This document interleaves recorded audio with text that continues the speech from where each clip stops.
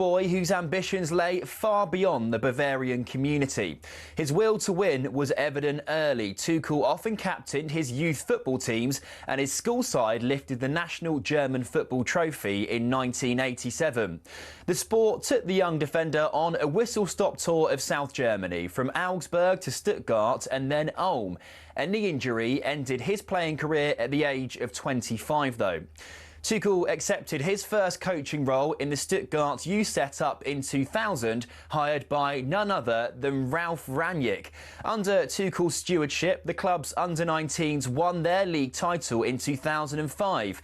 But Stuttgart chose not to renew his contract, feeling Tuchel had an abrasive personality. He went on to manage Augsburg's second team before spending 5 years at the helm at Mainz. He then followed in Jurgen Klopp's footsteps and moved from Mainz to Dortmund. Here, Tuchel secured his first major silverware, the German Cup, in 2017. 8 more major trophies came next for Tuchel in just 5 glorious seasons. He won 2 Ligue 1 titles and a pair of domestic cups as PSG boss. At Chelsea, he famously lifted the Champions League as well as a Super Cup and a Club World Cup, and he also bagged a Bundesliga at Bayern Munich. And then, 4 months after leaving Bayern, Tuchel was unveiled as England's new manager. I always wanted to come back to England. That was my big goal. I have the best memories of the country, of the league and of the players, the attitude towards the game, the attitudes from the supporters. Well, here's hoping Tuchel can finally drag England over the line at a major tournament.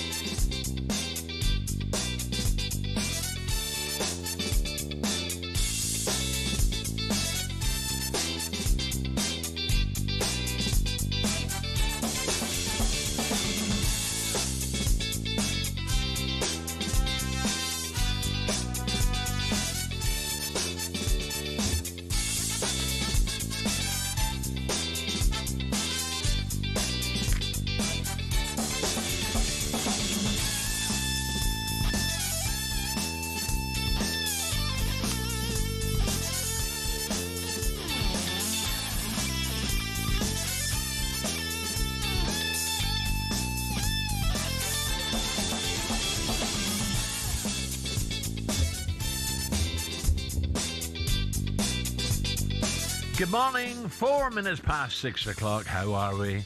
talkSPORT Breakfast with Arnold Clark. The UK's biggest used car sale is ending soon. Gabby, a very good morning. Good morning. How are you, Gab? I'm very well, mate. Very well. Football.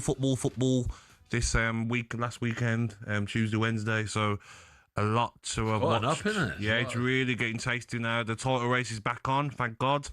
And at the bottom, it's absolute chaos, Al. 3 managers sacked this season now. I was just going to say, if you're waking up this morning, you've not heard the news. Sean Dyche. Sean is gone. He's been sacked by Forest just after, 114 days, Gab? Yes. Let's hear Sean. Great header from Ampadu. Back from him to Gruev, who does curve one in. And Calvert-Lewin into the bottom right-hand corner. Leeds United beating Nottingham Forest tonight by 3-1. You know, on the same day I'm manager of the month, they're saying I should be sacked. The media are saying it. I work that one out. That's a new one on me. This is a massive one for them tonight to give them some breathing space. If they weren't to beat Wolves, then that changes things a bit. Boos ring around the City ground as Nottingham Forest fail to take advantage of the drop points. They could only get a point themselves here against basement club Wolverhampton Wanderers. You know, there's a high expectation on what we could deliver here. In this division, we came in here with 2 points in the relegation zone. We're now 3 points out of it. But the demand is high and we haven't delivered on the total demand. Do you know what? I'm just looking again at the table. I said before I thought West Ham would get out of it. People said, have you seen the games coming up? No chance. Well, I still think West Ham can. Yeah. You know who really worries me is Spurs now. Yes, they've got to get disappointment right, haven't they, Al? Losing Thomas Frank, right decision, I feel. It's panic time now for owners. You see with Thomas Frank gone, Marinakis, bit of an idiot. You've got to be careful what you say about him, Al, because he will send you a court letter. So 3 managers sacked this season. It's going to be karma that West Ham, Nuno Santo, are probably the team that are going to send Forest down. Wouldn't surprise me, because how he treated Nuno Santo was shocking. Given 3 games this season, Al. Had a disagreement and got rid of him. Now he's going to pay for that, and I'm sure Forest are in big trouble. What about the likes of Leeds? Do you think Leeds have got enough energy? Leeds will be fine. Leeds will be fine. But points-wise, I don't know, there are games coming up. 30 points to Forest is 27. There's not a lot in that gap. Yeah, but you look at the last 5 games. Forest 1 win. Leeds have got 2 wins. Spurs 0 wins. Do you know, you look at form and you look at fight. Leeds are going to anybody now. They went to Chelsea, 2-0 down, 2-2. Done well against Manchester City a couple of months ago. Like, Leeds are a team now up for the fight, and every game, every team they play against, I like watching the way they play as well. Exactly, they're not scared out. They will go for it. Defence do they look a lot better as well. But I just look at Spurs, and Spurs have to get their next appointment right.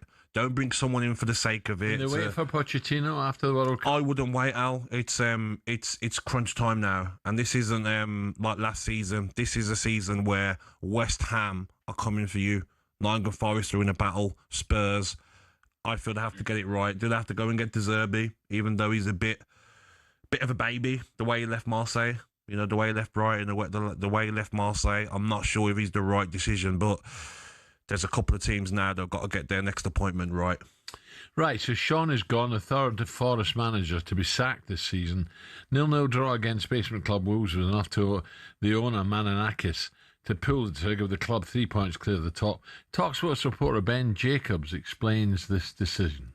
Sean Dyche has been sacked as Nottingham Forest head coach following the 0-0 draw with Wolverhampton Wanderers. Evangelos Marinakis making a third managerial change of the season, with Forest in a relegation battle. They needed to beat Wolves to give themselves a little bit of breathing room and for Dyche to try and build some momentum, but he has not been given any time to do that. And once again, the Nottingham Forest owner proving that he is cutthroat as he demands results and that Nottingham Forest stay in the Premier League and ultimately push on in the long term back to where he wants them, which is a side contending for European football. Ben Jacobs there. So Forest have been through 3 managers this season, and it's only early Feb. Nuno, 71 games, but only 3 games this season. Ange, 8 games, no wins. Sean Dyche, 25 games and 10 wins. Gabby, how badly has Marinakis handled this season? This is the problem, Al, with certain owners of football clubs, why certain people shouldn't be owners. You look at some of the best owners in the Premier League, give their managers time, haven't got an ego. Even last season, when Nuno Santo was fighting for top 4 with Nottingham Forest and had some poor results, he's on the pitch, he's shaking his head at the manager, he's frustrated, you can't not see him, he's at the tunnel. Like, back off. The best owners you don't hear of, Al, and you do not see, they're the best ones. You look at Manchester City, you look at Villa, you look at Arsenal, you look at Liverpool, you don't see them in the tunnel trying to get some footage and be on TV. They don't care. This guy, he can't help himself getting involved. He's got an ego, had a disagreement with Nuno Santo, a manager who got you top 7, got you Europa League football, fantastic for Nottingham Forest, and you thought, you know what, you don't speak to me like that, that's it, you're sacked. Then what happens? You bring in Ange Postecoglou, maybe your mate, and you give him 8 games, and you get rid of him. You bring in Sean Dyche. Yes, it's been poor, not been good enough from Sean Dyche as a manager, but they're above the relegation zone. Yeah. It's not as if, Al, they're like where Burnley are, Wolves are. Should he have been given more time? We don't know the ins and outs of what's happened in the training ground. There's reports that maybe there was issues there, maybe, but I just think he's going to pay for getting rid of Nuno Santo. And for Nuno Santo to be at West Ham, a team that are only 3 points below them, he must be shaking. Yeah. I was just thinking the bright young managers, well, it depends what you determine young now, in the Championship, would they leave? Would they stay in there as Frank Lampard and Keenan McKenna? Would you go to Forest if you was a manager? I would run a mile. Run a mile. 3 managers in the season, I would run a mile. This owner thinks that Nottingham Forest should be fighting for top 4. Deluded. I think Kieran McKenna's in a great position. Yeah. But would you choose the right club? Well, you've got to, but is he sitting tight, just waiting, maybe for a United job? Yeah, but it's not been great under Sean Dyche, I get it. When he took over, they were 18th, they're 17th now. Played 18 in the Premier League, won 6, lost 8, drawn 4. Yes, it's not a great record, but leave him to do it. Sean Dyche is a master of keeping teams in the Premier League. So for me, I'm baffled with his decision. Don't know who he's going to look at next. But if I was a young manager coming through, doing well in the Championship or abroad, I would run a mile. I think I'd block him, Al, if he tried to contact me. I think I'd actually block his number and say, no. We know what you do to managers. You don't give them time and you get rid of them. Shambles. By the way, up in Scotland, hotting up. Rangers draw. We'll talk to Ali around 9 o'clock or just after 9. Oxlade-Chamberlain coming up with a great goal for Celtic. Yep. That is so important. Nicking it. Rangers against 10-men Motherwell could only draw. Hearts got the victory over Hibs. Yep. So it's really, this is going down. Heating up, isn't it? So soon they'll split and they change the format, Gabby, with the fixtures. Yes. And I think that could be key to who wins. Be interesting to see who's favourite still. Is it Celtic in third, still favourites, maybe? I keep saying don't rule out Hearts. Exactly. And talking about Celtic, we're talking about who's the latest now coming through as favourite? We're talking about Roberto, aren't we? Roberto Martinez. Yeah, it wouldn't surprise me. His wife's a Glasgow girl, so yeah, you've got to hold your hands up if that's the case. He's a top manager, yeah, and maybe he's looking at the summer, the World Cup. Portugal manager, isn't he? Yeah. Maybe he's looking at that, and that's great credential. Have they got a chance to winning the World Cup? Maybe not. So maybe it's all planned for him to leave there, and maybe Mourinho to go in there after the World Cup. Sounds right. Yeah. Okay, Forest fans, you got today. 03717 223344 is the number to call. What on earth's going on? Are you starting to lose faith in the owner now? Who do you want to come in? We're taking your calls this morning. Up next, we turn our attention to the back pages. It's all about, one man, Maurizio Pochettino, and whether Tottenham should wait and bring him in.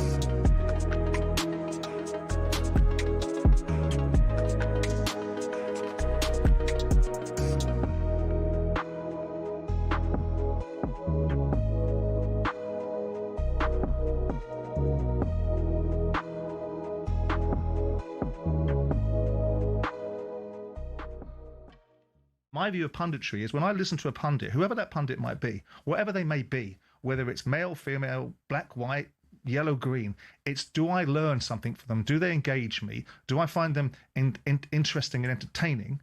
And do they merit my attention?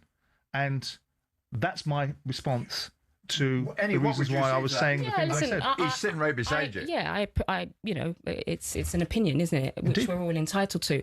I put value on opinions, right? You have to, because there's, you know, Depends where they come from, right? everybody has them, right? So I'm not going to listen to a mob on X who've never, ever put themselves in any situation to do anything close to what I've done in my career. I listen to the professionals, right? I listen to the people who've hired me for the last 11 years around the world, the biggest broadcasters in the world. By default, if I'm working with the people who are considered the brilliant broadcasters, then if I'm in the same team as them, next to them, then by default, I'm considered also a brilliant broadcaster.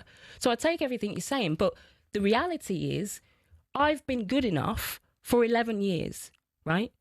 And as I said, I'm the person that will go and seek out feedback for someone to go, I think you're struggling. It's never happened. See, the language that you use, Annie, is, to me, it's steeped in a sense of entitlement. I mean, the sheer weight of the entitlement that you seem to believe that you have would resink the Titanic. I think you've been quite fortuitous. I think because of initiatives like DEI, they've allowed people to be put into positions in the men's game that I don't think they've merited, and now that's...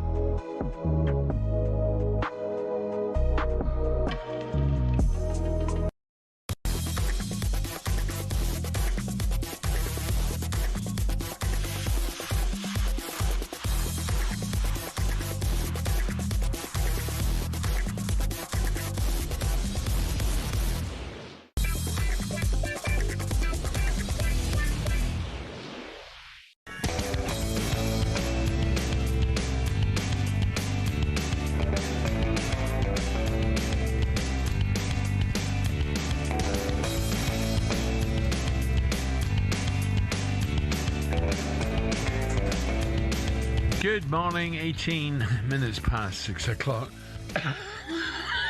God, these boardworms are no good. talkSPORT breakfast for Arnold Clark's real sale. It's your last chance to save big on your next car. Now, the sale ends on 16th of February. Gabby's alongside me. You know the line, the number. The lines are open, 03717 22 3344. Let's head to the lines. Forest fans, how are you feeling this morning? What do you want to happen now? Reese is a Forest fan. Reese, a very good morning and welcome. Good morning, Reese. Good morning. Reese, what do you make of the news? I think it was deserved after last night's performance and after the last 5 games we've played. What, 35 shots? The managers to playing for that last night. Exactly. That striker we've brought, that Luca, is another Lars Bounding, whatever he had. I just didn't get the tactics that he plays. Taking Hudson-Odoi off, who was the star man of the game. I'm sorry though, when you have 35 shots, a record under Sean Dyche in the Premier League for amount of shots, you can't really blame the manager. It's poor finishing. Yeah, but it's Sean Dyche for you. You've seen him at the clubs that he's been at. He's just a one-ball booth man. So who do you want then? Roberto De Zerbi. Oh, behave yourself. Behave yourself. You've got to beat Tottenham to get him. Who else do we... You know about Solskjaer? What's he going to... You think De Zerbi's going to want to come to Nottingham Forest under this owner? Yeah, he's say this owner, but he's got passion. The money he's putting into the club, it's not passion, mate. So sacking Nuno Santo after 3 games, and after 8 games. That was terrible. You should never have got rid of him. The big thing with that is Edu. Yeah, director of football. The signings that he's made, the money that was spent, it wasn't good, was it? I think you've got some very good players. It's just the right manager to get them to play together. But I just think this owner, I'm not having him. I'm not having him. Too involved for me. Yeah, Reece, thank you for that. Reece, big Forest fan, so he feels this is justified. Yeah, but he's not getting De Zerbi out. He's not leaving Marseille to come to a relegation battle. Is your Marseille doing nothing, are they? Exactly, but he has left Marseille. I know he has. Yeah. Okay. I'm saying you're not leaving Marseille to go to a club like Nottingham Forest. You're trying to be clever, Katie? No. I know he's left Marseille. Anyway, Katie, very good morning. Sorry. Just put your knife back in that sheath. I know. Yeah, I was just, Roberto De Zerbi to Spurs is actually across a number of the back pages this morning. We'll get on to Spurs in a minute, but we're going to be just reflecting on all of the games last night. 5 Premier League games. Right up there, Arsenal is probably my favourite headline on the back page of the Daily Star, with pictures of Erling Haaland, who actually had to come off at half-time with a niggle. City laid down the gauntlet to Arsenal. Also, Crystal Palace 2, Burnley 3, collapse leaves Glasner facing questions. Yeah, It ended. that was especially Palace against Brighton. You thought, right, that'll be Palace on the move. Aston Villa beating Brighton by a goal to 0, with Tyrone Mings grabbing the late winner to sink the Seagulls. Early finish for the hitman, Erling Haaland, on the back page of the Daily Express. What are they saying about Haaland then? Is it serious? Is it a niggle? Is it something that rests in a couple of games will be fine? So Pep Guardiola said that the doctor said it was a precaution to take him off, not to risk him, basically, at the moment. Arsenal travel to Brentford, which you can listen to on talkSPORT tonight. Gabby, do you think Arsenal stumble and then the gap remains at 3 points to Man City? No, I think Arsenal win. It'll be a tough game. Brentford are in great form, but I think Arsenal got too much class. Too much. Funny, Katie, isn't it? When you think, oh, it's over now. And then suddenly, City come up with the trumps. Come up trumps. That Liverpool game was unbelievable. And you're thinking, if they really slip up now, it's not that easy. No, but I just think Arsenal got too much quality and they'll get a result tonight. And then what would be up to 6 points again. But it's all to play for still. And as long as Manchester City, who, by the way, are getting a lot of players back now. Diaz was back last night, starting with Gahey. John Stones on the bench. That's positive news for Man City. Their squad last night looked a lot better, a lot healthier. Yeah, I'm a little bit worried as an Arsenal fan. I'm not. Well, if Pep was to win this, it'd be remarkable, because people keep saying this has got to be his last season now. Yeah, and if he wins in this style, does kind of his the body comeback. language is telling you, he's frustrated. Imagine they won it. Yeah, but think who they brought in. Mark Gay into defence. He's slotted in seamlessly. Antoine Semenyo, 5 goals in 8 games for Man City. He's looking on fire. Yeah. Also, let's talk about Spurs, shall we? A lot of the back pages, for example, The Sun go with Poch this space. We've also got on the back page of the Times, Pochettino, De Zerbi, and Andoni Iraola are on the list for the Spurs job. So the latest on that is that Tottenham are weighing up whether to install an interim coach until the end of the season or to make a permanent appointment, with the club only 5 points above the Premier League relegation I think zone. Celtic will be the same with Martinez. I think they'll be waiting. After It's just risky for Spurs at the moment. Is who is your interim? Who are you going to bring in that's really going to keep you up? Do you have to just go, you know what? If I want Iraola, if I want Glasner, whoever I want, I'm going to go. That's the compensation. I'm going to go and get him, because this isn't a joke. Like, their Spurs have got a great chance of going down. Where are we with Xavi now? He's not got himself a new club yet. No, not yet, no. Still looking for a club, but I'm not sure he'd be the right fit for Spurs. No, I'm not sure he will, but whoever comes in needs to start straight away. And I think I heard that, don't know if it was true, that maybe Thomas Frank could give the players 5 days off. So I bet that didn't go down well. Alan, you know Poch. Do you think he'll go back to Spurs once the World Cup is over? I've not spoken to him for months now, but when I have spoken to him, he'd walk back to Spurs. He was bitterly disappointed. He'd love to go back. Unfinished business. Do you think Spurs should wait for him? When you look at the market and who's out there, yeah, I do. So, but the risk they've got, Al, is what if they don't stay up? But it's all right waiting for him, and then the most Spursy thing to happen is they go down. No, I agree. But who's out there now to keep them up? I know. Well, Sean Dyche is now available, isn't he? Should he be considered? You laugh, but It's incredible, isn't it? He's actually available. It's incredible, though, isn't it? I've had Big Sam's putting the old holiday Harry Redknapp away. He's thinking they're making a comeback. I think Harry should take the Spurs job, and the players can go to Cheltenham. Do you know what enjoy themselves. I'll tell you now, Harry would keep them up. 100%. So why not Roberto De Zerbi then? I just look at, for me personally, and not that I have a say, I just think the way he left Marseille, they failed in the Champions League, didn't qualify even into the playoffs, so the last game, I think goal difference it was, they lose to 5-0 to PSG on the weekend. You brought in Ranieri, you got this very good squad of players, and toys out the pram, I'm leaving. I don't know, I just think his temperament in the long run will work for Spurs. He's the sort to moan if he hasn't got the right players. I don't know. Yeah. Well, Tottenham have had 5 managers since Mauricio Pochettino left. Antonio Conte, Jose Mourinho, other names like Ange Postecoglou and Thomas Frank. You just think Spurs fans, they were asking so long for a trophy. They finally got the Europa League. Yep. Do you think Spurs fans are a little bit too spoilt in terms of how much they expect from their managers? No, I don't.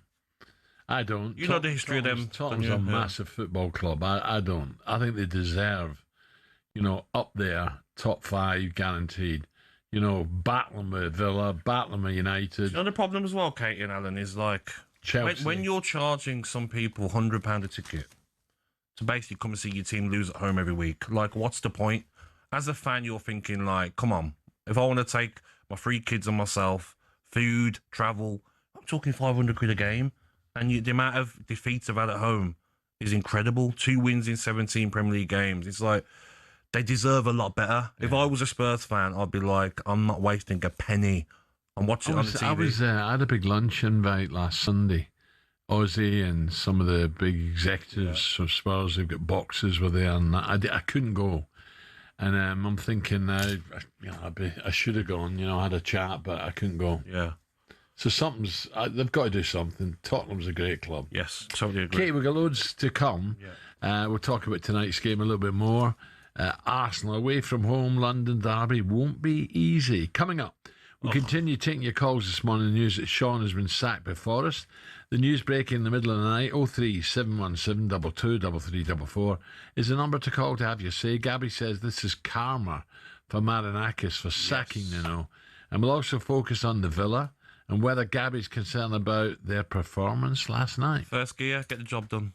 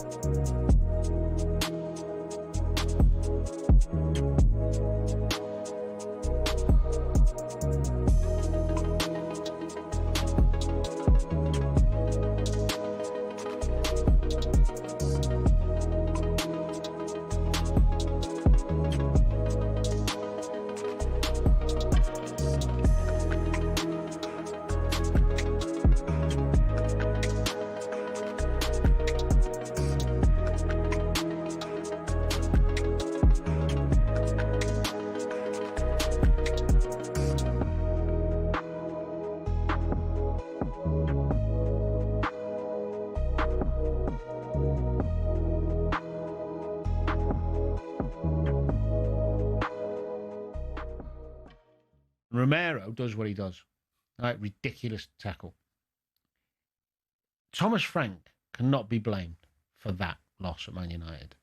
Now, he can be blamed for leaving the armband with him or not getting in his head to behave better or control his emotion. That's partly the manager's job. But for Romero to do that after the ridiculous social media stuff, which I still don't understand. What the hell? He should have been fined 2 weeks' wages for that and probably dropped if they had more players fit and left if they had Danso fit. Well, just right. Because what is he actually saying there? If he's saying to the hierarchy, we haven't got enough players. Is he absolutely stupid? Forwards, Muani, Richarlison, Odebear, Solanke, Maddison, Simons, Kudos, Kulusevski, Tell. Forget if you think they're good enough. There's loads of players. Midfield, Sarr, Gallagher, Bergvall, Gray, Bentancur, Paulinho. Now, they've got more forward options than any other team in the Prem. So what's he saying? Now, if he'd have come out and gone articulately, I think we've got to have a look at the medical stuff. Or the coaching. Something's not right. The pitches. We can't have that many players injured. Something's not right here. Something's got to be looked at. Someone upstairs has got to look at what's going on with all these injured players. How can we have that many injured players? That's ridiculous. I'd go Strong, but maybe he's got a point. His point, there's no substance to the out. There's no intelligence with it, is there? No, because they've got more players. They've got more options in forward play. They've got, I've just named 9. It's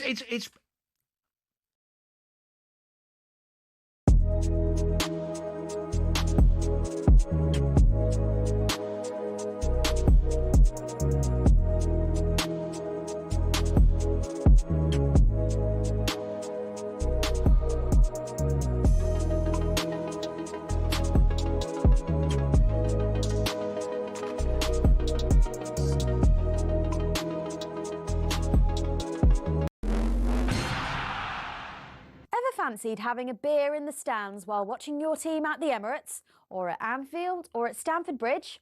Well, this season you actually can. Drinking alcohol in the stands at Premier League games may still be illegal, but the Women's Super League is doing something different, and here's how we got there. Back in the 1980s, football had a serious image problem. The sport was plagued by violence, pitch invasions and beer-fuelled chaos. Then, in 1985, Margaret Thatcher's government stepped in. They introduced the Sporting Events Control of Alcohol Act, banning alcohol in view of the pitch across England and Wales. Since then, many fans and clubs have called for the law to be relaxed. But despite attempts to change things over the years, authorities just haven't been convinced fans can be trusted. But in January 2025, something did change. The Women's Championship, now called the WSL2, launched a trial allowing fans to drink in the stands. The reasoning? Well, fans at women's matches tend to behave differently. Less aggression, more family-friendly vibes. As a result, select WSL and WSL2 stadiums are now allowing fans to drink alcohol in view of the pitch. It's been a landmark move showing growing trust in fans and recognising that women's football is building its own culture. So could the men's game be the next to leave the 1980s behind? Well, maybe, if fans can prove they can handle a pint without pitching it at someone. Yeah, don't hold your breath. Until then, it's Bovril all around. Cheers to that.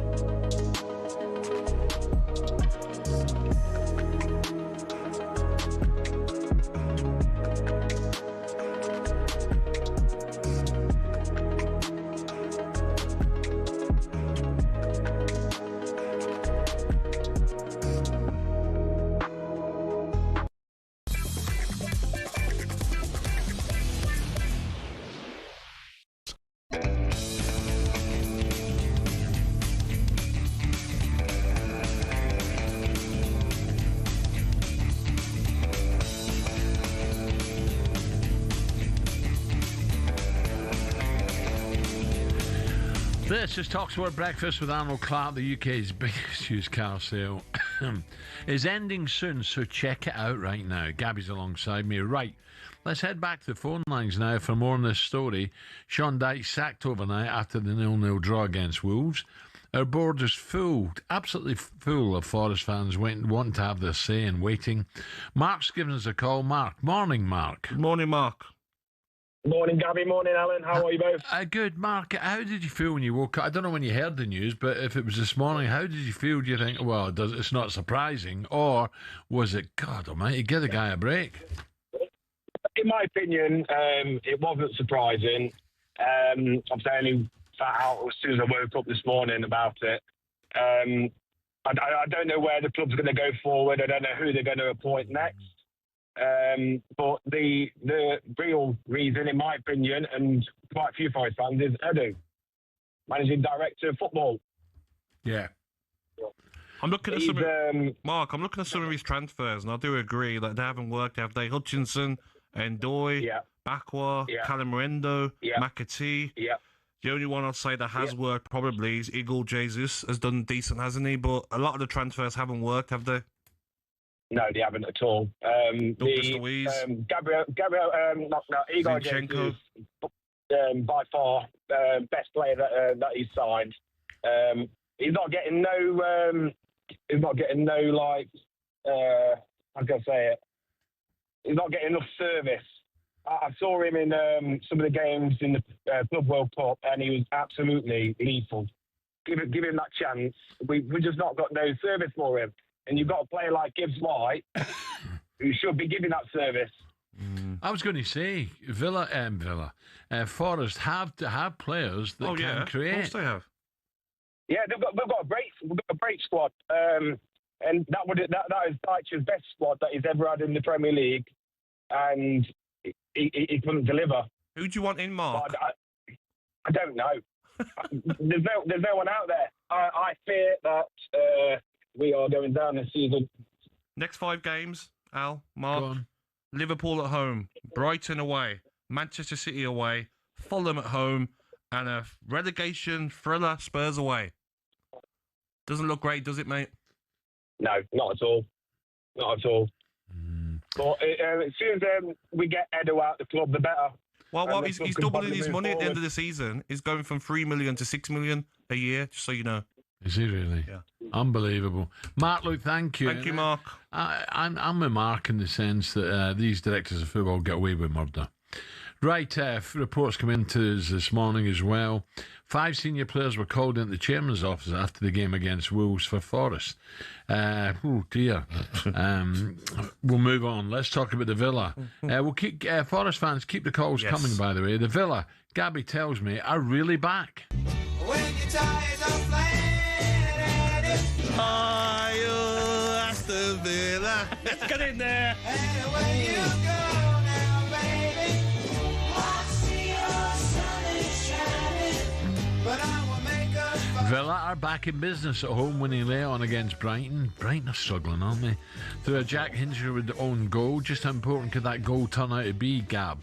I'm looking at the table now, and Villa are handily placed now. Brighton. 1 winning 14 Premier League games. Because I enjoyed watching Brighton play. Yes, but they were poor last night as well. Villa looked like it was the last 5 games of the season now, where you look tired, leggy. It does happen quite a lot in seasons with Aston Villa. They put a lot into the first 6 months of the season, then they're not at their best. I thought Rodgers wasn't at the levels. Watkins looked poor. Even Abraham, when he come on, didn't really hold the ball up. Brendia got dragged. Villa were poor last night. A great save from Martinez again. He's been in outstanding form recently. Some of the saves he's making, keeping Villa in games. But when you win, and you win ugly, Al, off a corner, Tyrone Mings, deflected goal, massive 3 points for Aston Villa, and especially when Manchester United and Chelsea only drew, so they dropped points. With Liverpool winning as well, a massive 3 points for Aston Villa, and still in the title race now, Al. We're back. Let's get more on the Villa with celebrity fan, our posh sports correspondent. Celebrity I don't know where he's down. Yep. I don't know if he's in Ireland. I don't know if he's over in the Winter Olympics. Because he likes his curling. Cotswolds, maybe. Yeah, maybe. I don't know where he is. Rupert, are you still in the title race? Good morning, Rupert. Good morning, Rupert. We still are in the title race. I'm not in Ireland anymore because I came back. Yesterday I was with Willie Mullins and other Irish trainers because, of course, it's less than 4 weeks to the start of the Cheltenham Festival, which I'm sure, Alan, you're in your pre-Cheltenham get fit mode for the week. But that's what. And then I flew back into Birmingham last night, but didn't feel it was the best thing to do and say, sorry, darling, I'm going straight to the football match. I landed at 7:30, so we kicked off. So I felt I needed to come back. It is actually my wedding anniversary today, so I felt I needed to be a good boy. Was that a private airport, Rupert, or was it Birmingham Airport? Learjet, Willie put on. It was.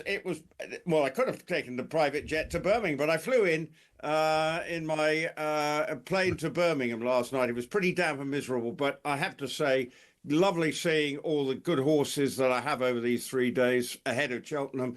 Spillane's Tower, it's got a huge chance. Also saw Marine National. Gordon Elliott, my goodness me, has he got some horses going to Cheltenham this year with Jack Kennedy, Mr. Indestructible on board. But I have to say, you're right about Villa. That was a nerve settler. Win ugly, get the points after our disappointing home performances recently.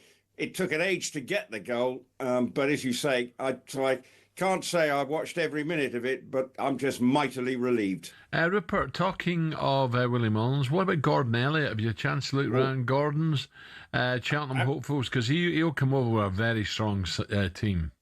I tell you what, he looks he's got many horses. Saw Romeo Coulier. We actually saw, he brought out 30 horses, all with Cheltenham aspirations, but he says he's probably going to be bringing 40 or 50 over. And Jack Kennedy, described by Ruby Walsh as the most mentally tough sportsman he's ever come across, because he's had some horrendous injuries, but he keeps banging for more. He's quietly spoken, but my goodness me, he's got a fire in his belly and a determination that is second to none. And he will be riding many of the good horses. There's just such a surfeit. Brighter days ahead in the Champion Hurdle. You know, he's got just a stack full of them. So, Rupert, am I right in saying, though, Rupert, am I right in saying that the home team now, Team GB, you know, our home trainers have got to go into this Cheltenham thinking, yeah, we're going to have some winners this year. I think we definitely are going to have some winners, but actually it's almost like, and Ruby, I was talking to Ruby yesterday, Ruby Walsh, and he likens it to it's a slow burn. You can see it coming up from the bottom. It's almost like, gave it a football analogy.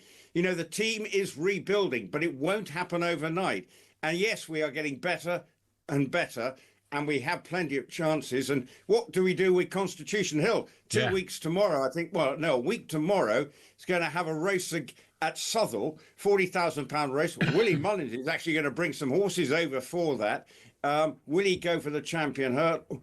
Dan Skelton's obviously got plenty of good chances. We know Nicky Henderson, not aside, has got plenty of good horses as well. You know, Django Bay, maybe for the Gold Cup. And I'll get a chance to see that. Who do you fancy in the Gold Cup, Rupert? Because I see this so open. I'm sweet on, if it's wettish and you need it as a stamina test, I'm going to give Rebecca Curtis's Haiti Couleurs my early nod ahead of the Cheltenham Gold Cup. Not Harry's, the jukebox?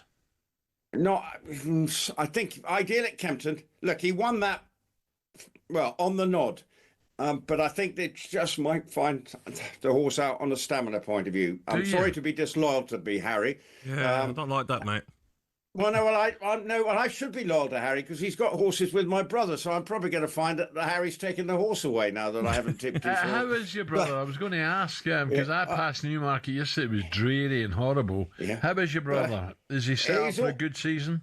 Well, I hope so. Well, obviously, and the horse Harry's got with him is called Jam Roly Poly, appropriately enough. So hopefully that and other horses will give him another good season. He's, as always, an ever optimistic individual, and hopefully he will have a good. He's just become a grandfather for the third time, I think. So many congratulations, brother, and hopefully he'll have one of the winners. One of those winners will be Harry's horse, but I don't see the Jukebox Man winning the Gold Cup. It was. I think the trip might ultimately find a horse. I could be proved wrong, and when I go to Ben Pauling's on the 23rd, I think I'm going there with a lot of other people, and Harry will be there. I'm sure I'll be put in my place with those thoughts. Nice one, Rupert. Thank you. Top man, Rupert. Rupert Thank you. Bell there. Busy boy. Yeah, he would have enjoyed a little glass of red over there. Oh, really? Oh, yeah, Willie likes his red, Willie Mullins. So Rupert and his brother are okay now? I don't know. I think that was the first time he's wished them happy. Yeah. Birthday. It was a birthday anniversary or something. Yeah. But that's the first time I heard him talk about his brother for 3 years. Yeah, I'm on his brother's side, Al. Yeah. By the way, happy birthday, Pia, my little granddaughter's birthday today. Happy birthday. So I might zoom home to see her. If not, I'll see her tomorrow. Lovely. Right, talking to Cheltenham, talkSPORT's breakfast will come direct. So many people are asking me now. From Cheltenham Week, commencing the 9th of March. A legendary week. You don't want to miss a second. It's the best place to build up to the festival and react to a huge week of football as well. Right, still to come on breakfast, please. Superstar Breakfast preview on talkSPORT with Travis Perkins.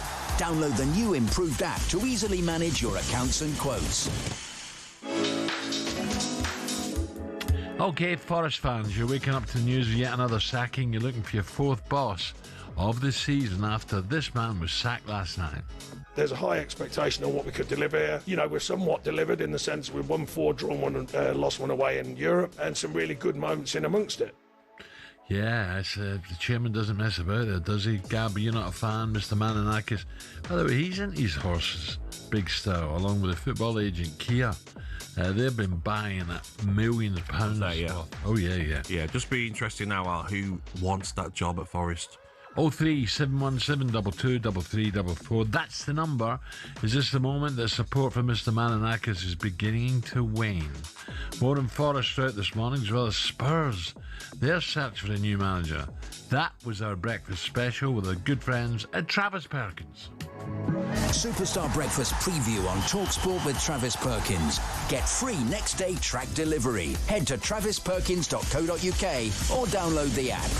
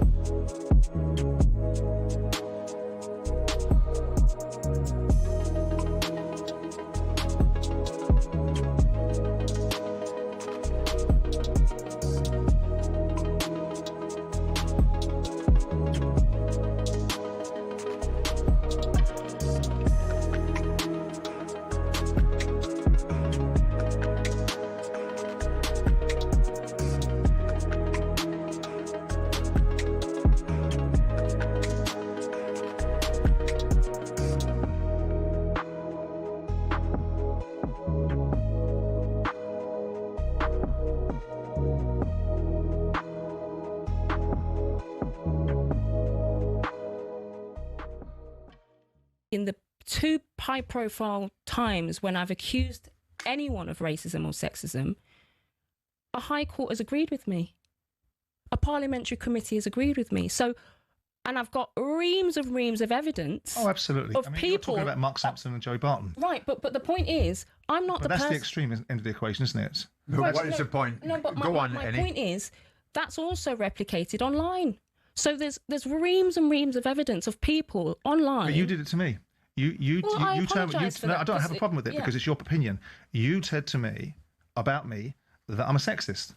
No, I don't think I am. I think I have a strident opinion. I have a daughter. I think you pander to an audience. Yeah, and that in itself could be considered to be something that people I could be robust in my rejection of it. It's your opinion. You're entitled to it, and I like you should do.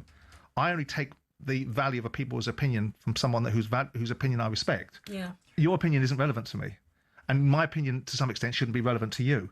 And if you are strong in the views that you have, I admire you for having the strength of them.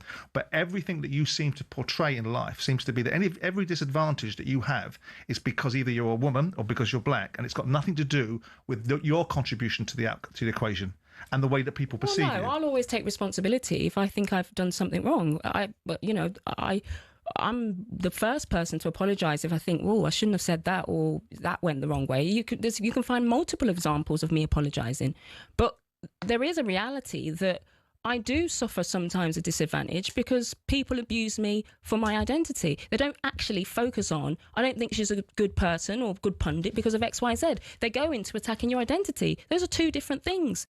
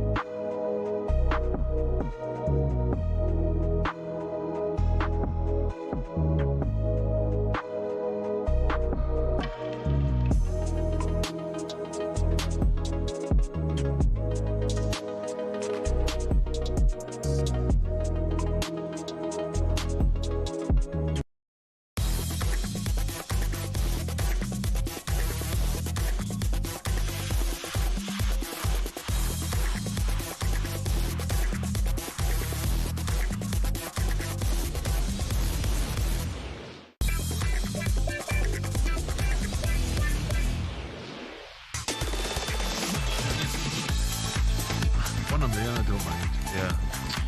Yeah. Okay, coming up 9 minutes to 7. Gabby alongside me. Gabby, you busy at the moment? You happy and kids all right? What do you mean happy? Are you talking about my... A little smirk there tells me, what are you doing? Wrong? I'm very happy, Mr. Brazil. No, I'm not sure you are. A little birdie tells me. What do you mean? I'm very happy. Kids are great. Who's upset you? No one's upset me, mate. I'm very happy. I was nervous last night watching the Villa in my room. When they scored, I celebrated, screaming in my bedroom. But apart from that, I'm happy. Yeah, all good, mate. If you say so. What do we know this Thursday morning? Back page of the Times. Pochettino, De Zerbi, Iriola. I was going to say Areola. Iriola on list for Tottenham job. Gabby says they cannot wait. They must get someone in right now. Liverpool put an impressive away performance to become the first team to win at Sunderland in the Premier League this season. And Virgil van Dijk's second-half header secured all 3 points to the visitors. Also, Scotland, what do you make of last night's results? Ooh, Hearts, big win against Hibs. Rangers slipping up, Celtic late goal. It's fascinating how that's shaping up. Great finish from Chamberlain. I've not seen it yet. No. Yeah, literally, Al played to him on the edge of the box, opened his body out, just bent it into the corner. Great finish. And if you're just waking up this morning, Sean Dyche has been sacked by Forest after incredible, just 114 days in charge. The owner, Marinakis, is now in the market to bring in his fourth manager this season, but who will be that? Who will that be? Here's talkSPORT reporter Ben Jacobs running through some of the candidates. So in terms of candidates, it's a fluid situation. Marco Silva is the name that we've heard repeatedly, and he is a manager that worked under Marinakis at Olympiacos and therefore would know exactly what he's walking into. And it's a neat narrative, and he will be a candidate. But let's not forget, Silva tends to be meticulous with his decision making and has always been reticent to leave Fulham in the middle of a season. You have names such as Roberto De Zerbi and Enzo Maresca that are appreciated by Marinakis, but De Zerbi's looking for Champions League football, and so is Maresca, and to persuade either of them to come to Nottingham Forest would seem highly unlikely. Gabby, would you think some of these names mentioned be reserved because of the owner? Listen, or because of the table predicament? Yeah. I think the table predicament, it's not great, but the owner would scare me. But some of the managers are, you know what it's like. You're not going to turn down a Premier League job, depending on what sort of manager you are and what other options you've got. I just think someone like De Zerbi will have a lot more options, maybe, than coming to Nottingham Forest under this owner. But how long have you got? Have you even got the rest of the season? Yeah. Have you got 12 games? Andrew had 8 games. So for me, I wouldn't touch it at all, and that's going to be a problem for him. And let me put this out, right, because this is close to my heart. Yeah. Spurs in 16th at the moment, right? Would you bring in Harry right now till the end of the season? I would, yes. And then after the World Cup, we'll see how Poch does and what he wants to do. Would you? I'm telling you now, someone Harry, close to the club, I would. Harry, in my opinion, would keep Tottenham up. Yes, and I think. Unfortunately, that's what it's come to now. We had him on yesterday, and he was laughing about it, Al. But was he? I think deep down he would take it. Yeah. If he got a phone call and he could get the right coaches in with him, younger coaches like Martin O'Neill has done with Sean Maloney, I think he would take it. And sometimes you just need that manager who's close to the club, who the fans love as well. And why not Harry Redknapp with maybe a couple of ex-players as well. Right, Katie is back with us at 6:54. Katie, what you got? OK, so the latest episode of How to Win the World Cup is now live. In this week's episode, Matt Ford and Tim Vine spoke to former USA goalkeeper Brad Friedel all about how the hosts are preparing ahead of the tournament this summer. How involved will President Trump be? Oh. I hope for 30 days it's just all about the football. I mean, he's going to be at the final, isn't he? Of course he is. And I want to say, I think it's very sad that Bart, he used to play in goal for America, and now look at him. He's got a British passport. The guy's a total traitor. And he lives in the Bahamas in an all-inclusive, and he sits there getting his free breakfast. And he used to love America, and now he doesn't, and I think it's very sad. No, it doesn't have anything to do with loving America or not. It's just. I think he'll want to ref it, won't he? He'll want to ref the final. That would be. Okay, let's. He'll be handing over the trophy, won't he? At the very least. I I found I mean, listen, if he hands over the trophy, it's fine. I got no problem with that. If that happens in most countries. Hey, Gabby, be careful. I'll just warn you now. Careful what you say about Mr. Trump, because you've still got your visa for America. My visa hasn't gone through yet, Al, that's why. Oh, yeah, be careful. Yeah, maybe he's declined mine. Yeah, not for you, Mr. Ogbonlahor. Okay, well, how involved do you think Donald Trump will be at this summer's World Cup? What, like you wouldn't believe. He'll be involved more than you can imagine. Forget about the final. The final is going to be all over it. But all the way through, this is going to be the Donald Trump World Cup for sure. 100%. I don't know, to be honest. I can't see him not getting involved in it. Look at the Club World Cup. Chelsea, like, they're trying to enjoy it, and they were looking at him and like, are you still here? And he's right in the middle of it. He's a showman. There's no Can't get rid of him. He's a showman. But I do know the crowds will be fantastic. Not sure about the travelling, but the crowds will be brilliant. Yeah, looking forward to it. I hope Trump doesn't ruin it. And I think it's an open World Cup as well. I still think a South American side will probably win it, but I think it's open. Yeah. So 4 months away from the World Cup then, do you think, Gabby, England are in a good spot? We have to be. The players that we've got, Katie, we have to be. I'm sick and tired of going to tournaments and, we're not getting over the line. Gab Southgate didn't have enough, didn't make the right changes. This manager, Thomas Tuchel, is a winner. He's already won in his career at Chelsea, Champions League. We have to. The players that we've got, the players that won't go, you could make a 23-man squad and you'd be like, wow. When are the next, is there some more friendly games? Because it's gone quiet for me. Yeah, it's March, international break, they meet up. Bellingham will probably miss that with his hamstring injury. So at the moment, you'd say Morgan Rodgers is that player that's going to be starting in that number 10. Cole Palmer's putting in good performances now as well. Foden's got to get back to it. But the squad of players we've got, Katie, I just feel that we have to go and win the World Cup now. So who are you picking for that number 10 role for that first game against Croatia? First game against Croatia, I'm playing in midfield of Rice, Anderson and Morgan Rodgers at 10. Okay. Marcus Rashford off the left, Saka off the right, Harry Kane down the middle. Okay, how about the number 10 role? Number 9 role, rather. You've got Harry Kane, Ollie Watkins, I'm guessing. Do you think it's worth taking 3 strikers? I think it depends on how the strikers are doing. I mean, even Ollie Watkins himself, he has to keep putting in performances to get on the plane himself. I look at the others, Solanke, can he get a run of games? Tammy Abraham, Calvert-Lewin. But at the moment, with how they're all performing, I would not take 3 strikers. I'd rather take a Bowen as an extra attacking player because he can play down the middle and he's been in great form. I like Bowen, definitely. Harry's my worry. If Harry gets injured, big trouble for And him. other players have to step up now as well. Eze, okay, come on. We after that hat trick you got against Spurs, He's not playing regular. He's not playing regular. Because when he is out, he's not performing at the levels you want. So if you're Thomas Tuchel, like Eze, Palmer's coming to take your position. Foden, you're touch and go now because you're not performing. So a lot of players still got a lot to do. Anthony Gordon. Will you be there, Katie? You going over? Hopefully I'll be involved in some way, yes. Of course you will. Yeah. Well, you better be. Yeah. Fantastic. So it'll be an exciting summer ahead. Are we talkSPORT? Are we lastminute.com again? Or? No, they're very organised. Emma's organising it. How can you be organised when you've not got a visa? Katie? It'll be an amazing summer. Yeah. Yes, looking forward to it. Can't wait. Okay, Katie, thank you. Right, don't forget, here, How to Win the World Cup podcast available wherever you listen to your pods. Coming up, with the Forest fans finally fed up with Marinakis after the news this morning that Sean Dyche is gone. He's been sacked. We'll find out next.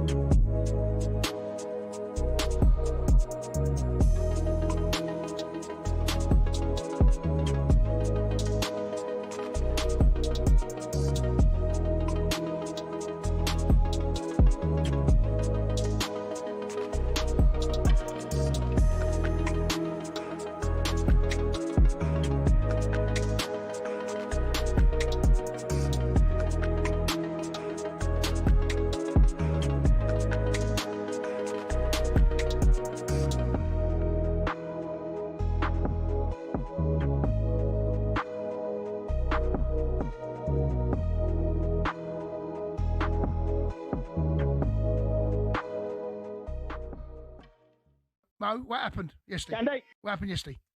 Candy, listen. What happened? Candy. Listen. Mo, what happened? Listen. We still gotta go. We still can do the double, Candy. The cups. Now, what happened yesterday, though? What happened yesterday? To win. Mo, what happened yesterday? Yes, what is on? Listen, yesterday's game, like I said, I don't want to talk about it, Candy. No, I don't want to talk about it. No, that's what we're talking about.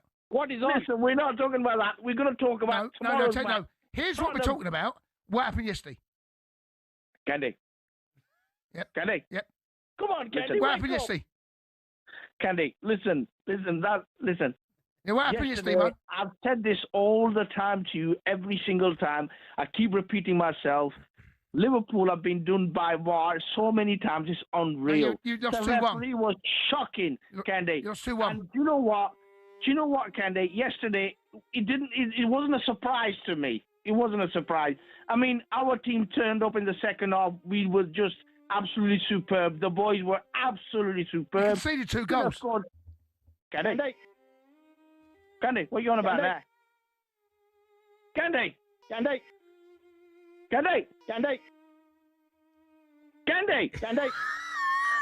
Mo, you conceded 2. Listen, Jimmy G, you can't say anything, yeah? you cannot talk. You've got no room to talk. You can't be blaming VAR, mate. You can't be blaming VAR. I mean, Jimmy G, listen, your captain got sent off. He just done it deliberately.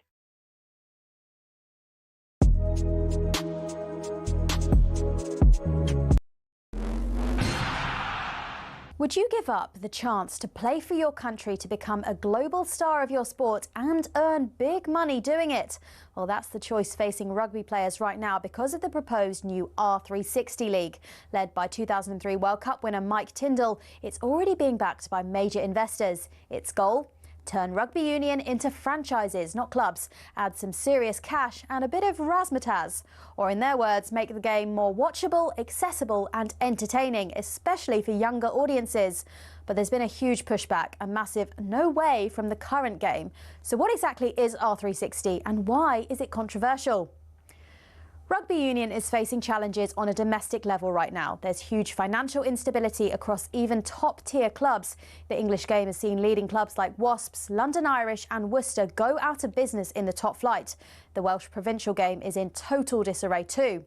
R360 says they would remove what are easily some clubs' biggest expenses, i.e. the big stars, and therefore make more of them profitable. So the plan is to inject a new lease of life into the sport. But how exactly? Top stars of the men and women's game playing for a franchise-based league with fixtures in cities like London, Miami, Tokyo and Lisbon. Each city would host a tournament featuring all the franchises during a short 3-month season. And though no players have officially confirmed, reports suggest around 200 have signed pre-contracts, some worth up to 750 grand. And if that's the pre-contract, you can imagine where the full wages will get to. Problem is, the rest of rugby says no. In fact, no way. The national unions from England, Scotland, Ireland, France, Italy, South Africa, New Zealand and Australia have declared any player joining R360 will be banned from test selection. World Rugby's also not approved the league. Many fear it echoes football's failed European Super League, a top-down, money-driven idea that could damage the sport's traditions. So is it dead already? Well, rugby union is at a crossroads. Some may be against it, but we know others are being swayed by the cash. So will everything work itself out? Or after the European Super League and Live Golf, have we got sport's next big scandal on our hands?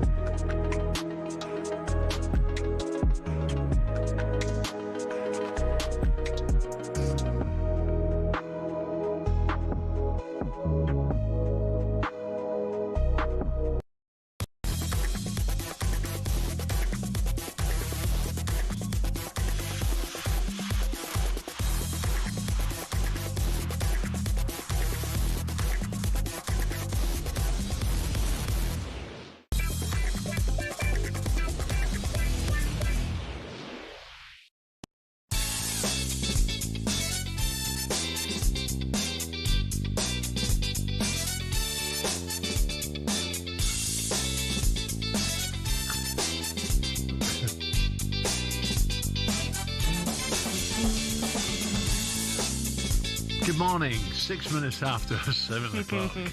Cracker there. You got. I shouldn't say it, but I've got. Nick was talking about the weather. It's a joke. The jet stream's too low, and you say I get depressed in the rain. Saturday night you like going out for dinner, but you looked out the window last Saturday. Thought I can't go out there, and I said, "Well, get your missus to cook." And you say, "No, I don't like finding a fake nail in my chili con carne." Chili con carne. Is she not a good cook? I'm sick of the battered sausage, Al, every day. Battered sausage.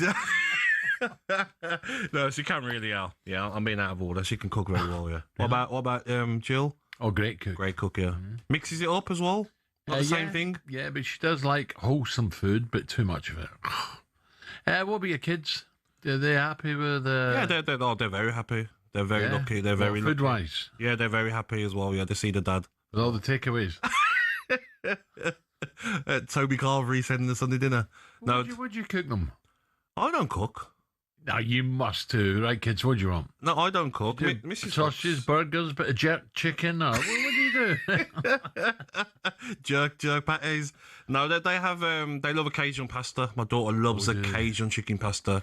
They love spaghetti bolognese with a few little different spices in it. Al. Fake nails. Yeah, fake.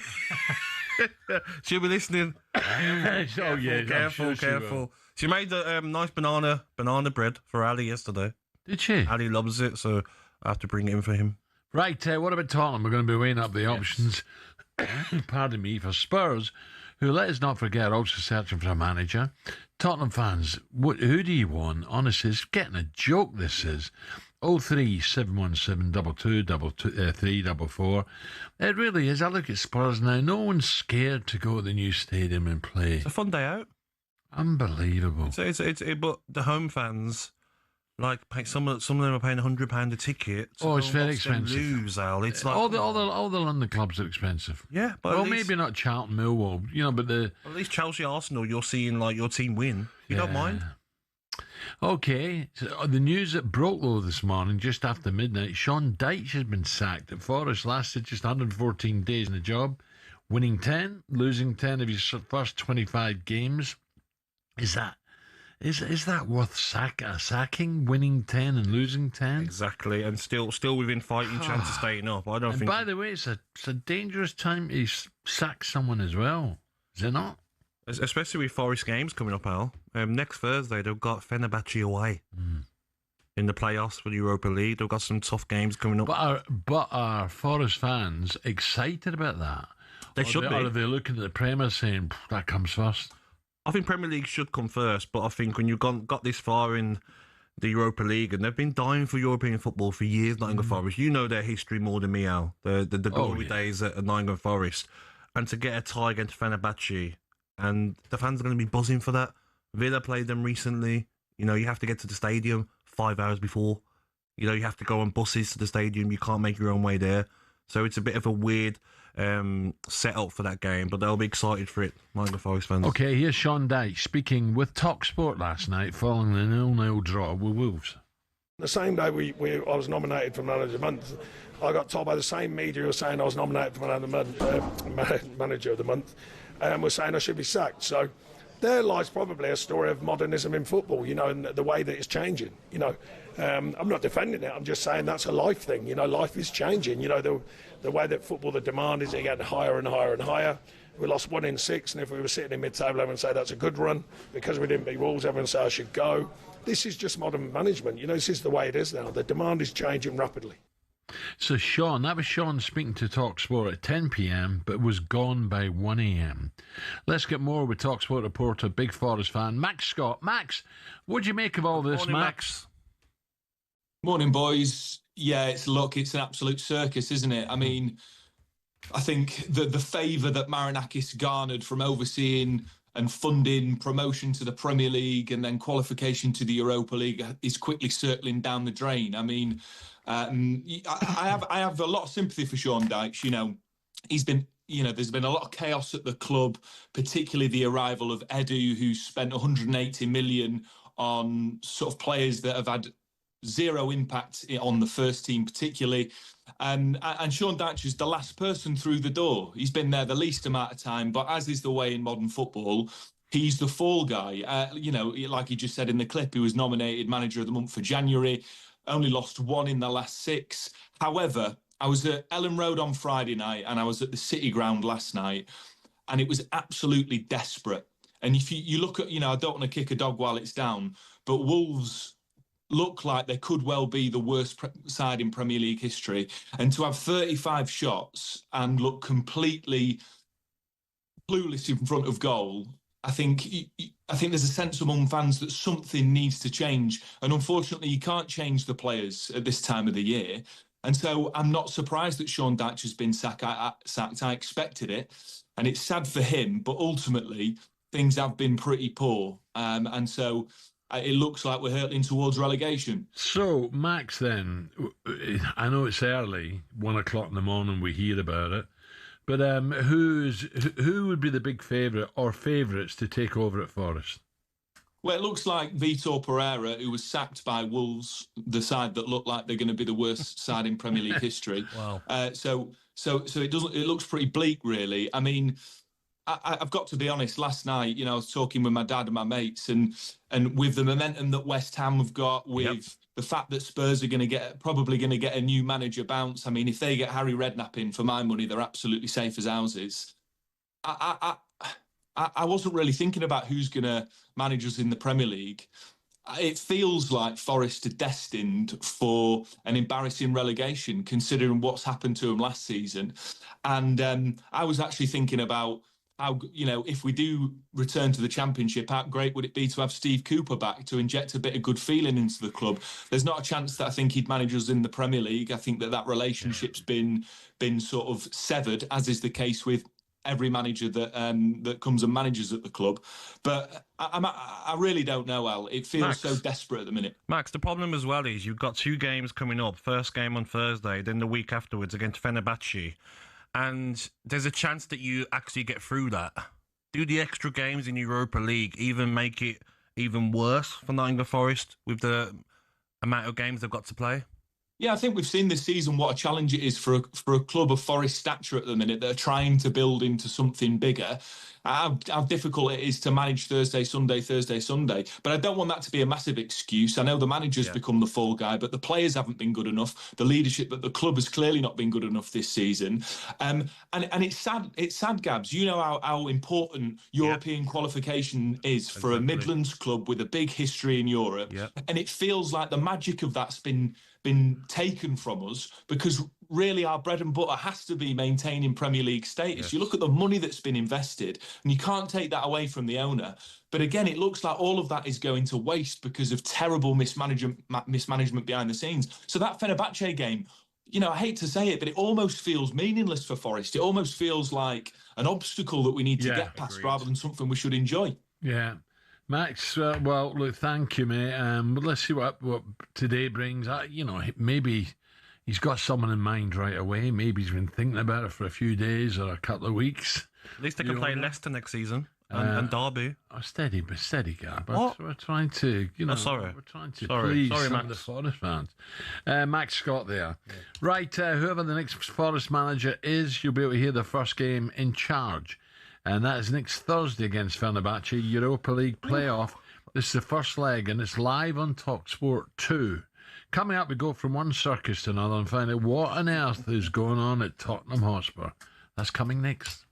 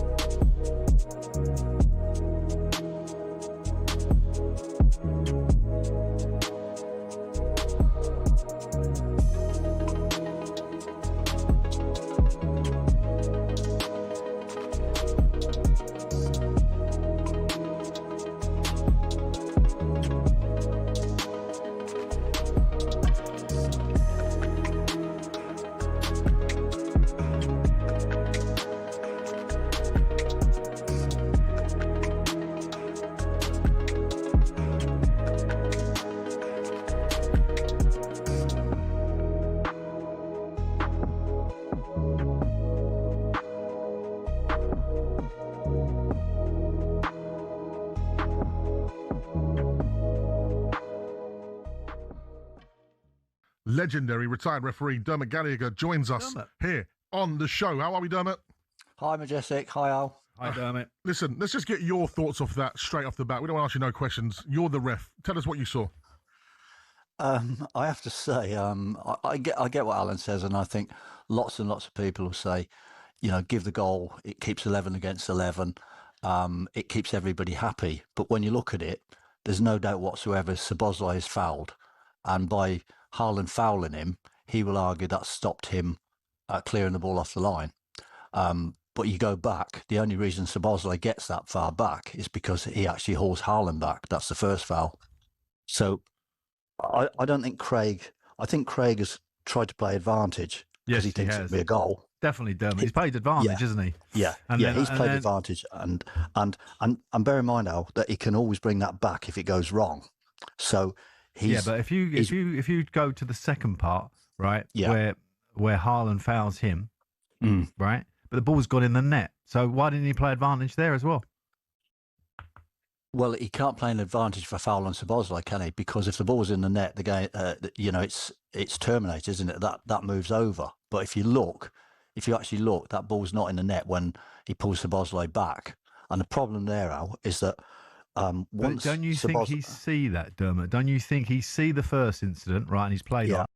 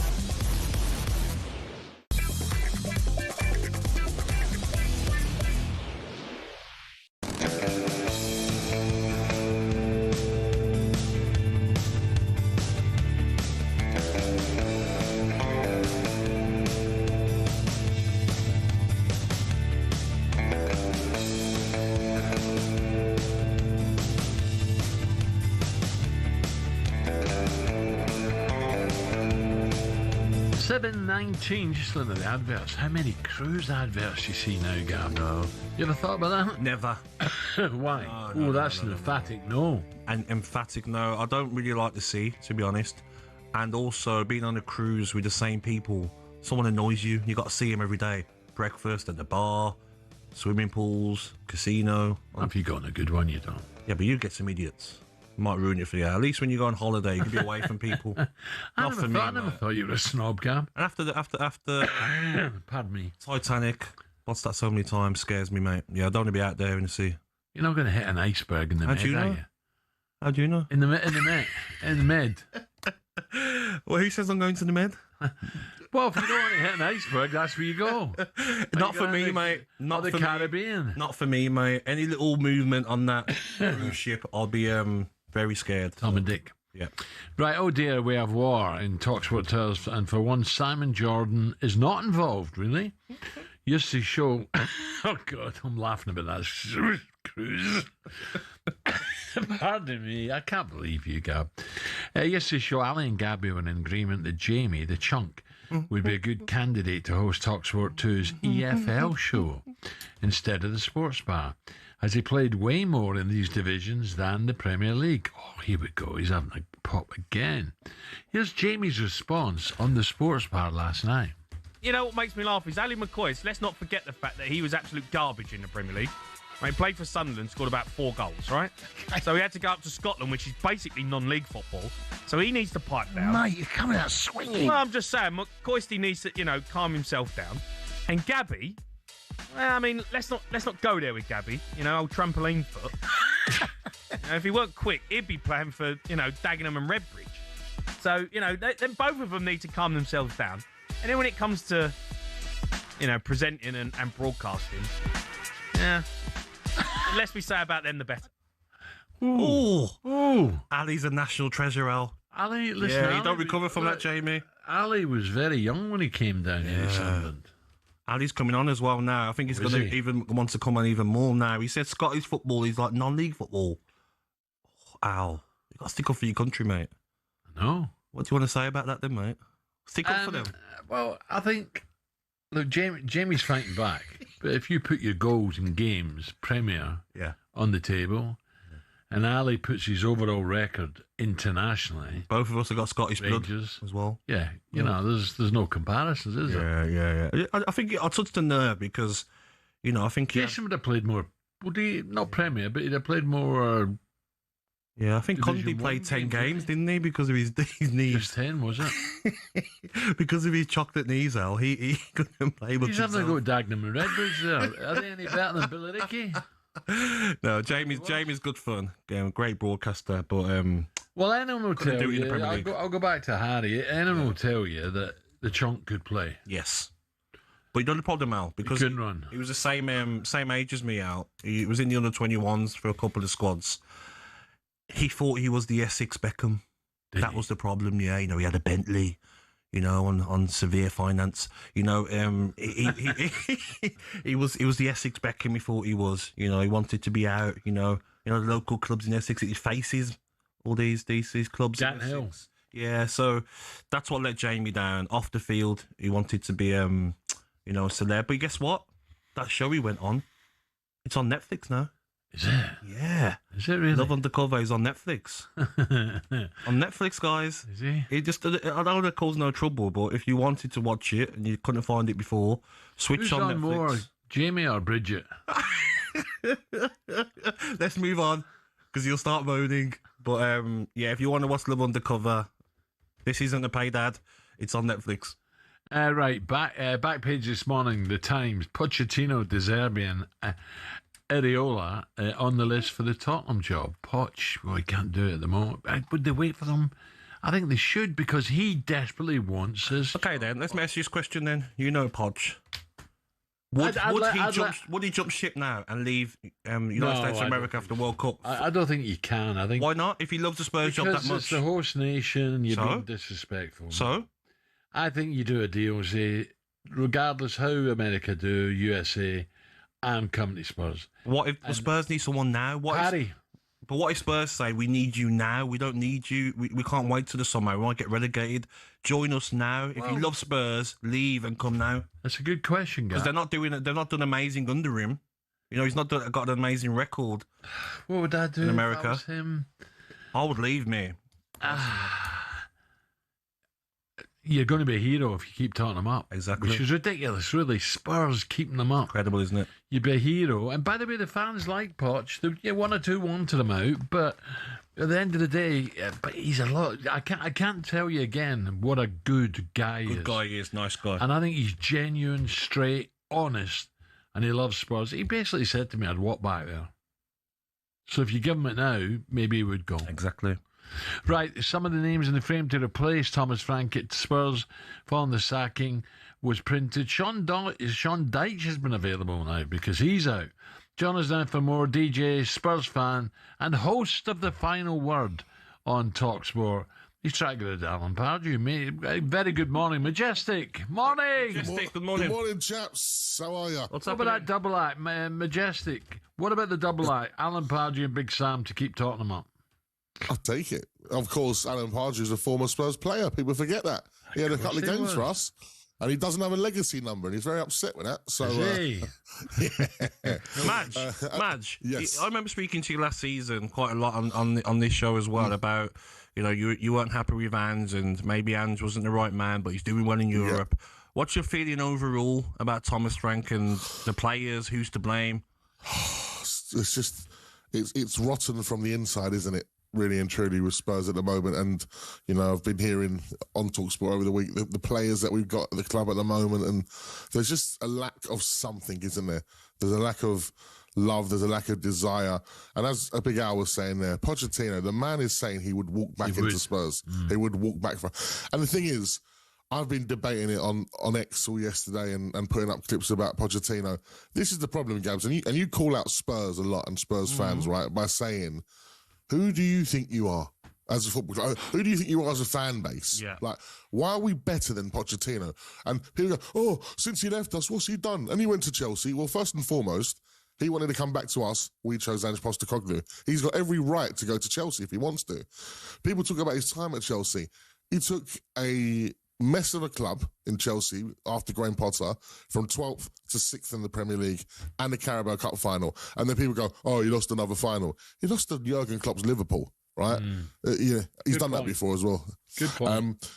And the thing is as well, the thing I like about his tenure at Chelsea, who did he bring through? Cole Palmer. Listen to what Cole Palmer said in that season about Pochettino, the way that he was given the freedom to play how he wants to play. We've seen Cole Palmer's form dip a little bit since Poch has left Chelsea, in my opinion, because he doesn't look as happy as he was under Poch. Also, you got to remember, we've brought Conor Gallagher in, who was his captain at Chelsea as well. And then people go, oh, look at PSG. So what? He won the league in France. It's a one-horse race. People diminish everybody's achievements. You know, it's crazy.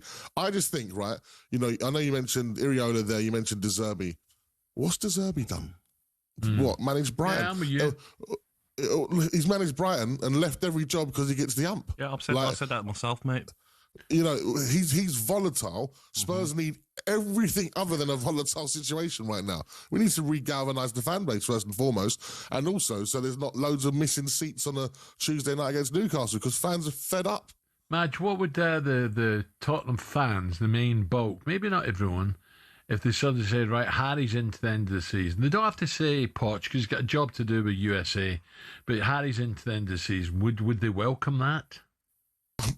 You've got to welcome something, haven't you? And I think we was talking about it on our Inside Spurs show, of course, the talkSPORT podcast about Spurs, and we're filming a new one today as well. But me and Abby Summers was like, just take it old school, because people are like, oh, Harry's been out of the game for a while now. Nah. So what? That needs it's that about galvanising players. Absolutely, Getting it just them needs someone to fight walk in. for the badge. The punters. This is the new stadium. This Well, is the how many? stadium. Yeah, but You're Al, not going to beat us here. Madge, how many young managers have we seen coming into the game now and struggling and losing their jobs? So it's not all about a young manager with ideas and he done well in the MLS and he done well at college. Like, get out of here. Get Harry in, keep Spurs up, and get Poch after the World Cup.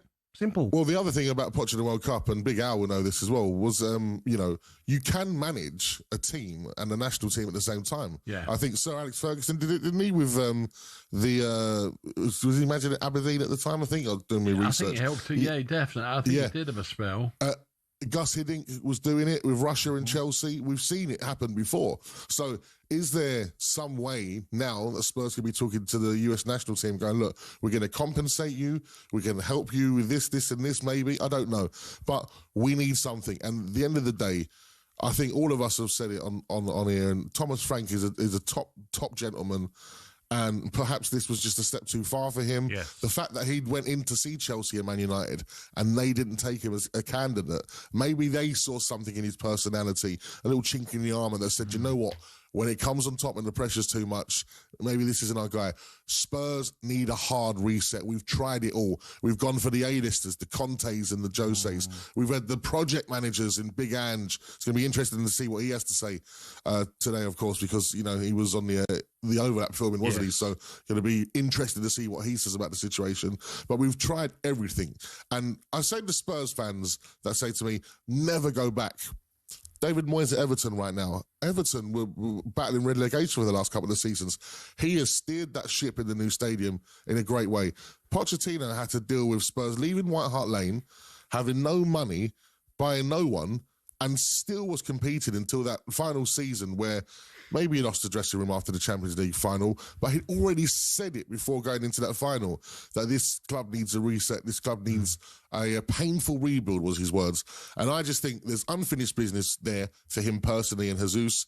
They love the club, and especially with someone, and Gabs, I know you've mentioned about Romero a few times, and he can be a bit of a liability.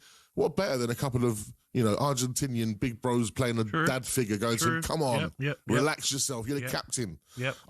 I think there's only one man for the job because we've tried everything. Spot on, mate. Brilliant, thank you. Thank you very much for your time. Enjoy the show. Don't forget, for more on Tottenham, check out Inside Spurs. It's on the talkSPORT YouTube channel. Up next, are Manchester City finally back to the best? Are they getting there? Are Arsenal fans now beginning to bite their nails? We'll discuss that next.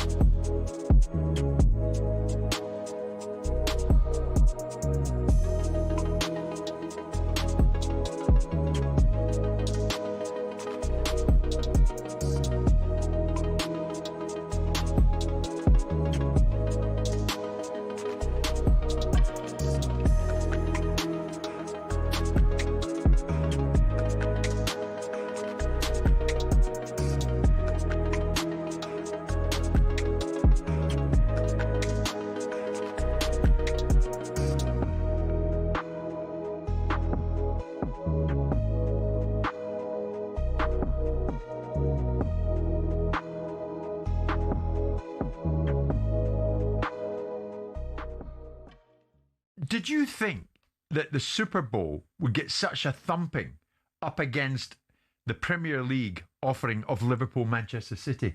I thought it would be much, much closer. You're talking about a difference of 500 million. You are. But you're talking about, I've had this argument with Brian T. Smith, who comes in here, who I very much like, and makes the case that the Champions League final, I'd say, dwarfs the Super Bowl, and he makes his argument about scale. It makes my argument. Of course it makes my argument. But then you have to look back underneath it and say, this is a worldwide global audience that's watching the Premier League, watching arguably the biggest game in the Premier League. Yeah. And you've got multitude of broadcast deals around the world for a global sport. Ostensibly, despite inroads into various countries where you've had the NFL on tour and it's made its way into Germany and it's made its way into Poland and it's made its way into the UK, it's a North American sport.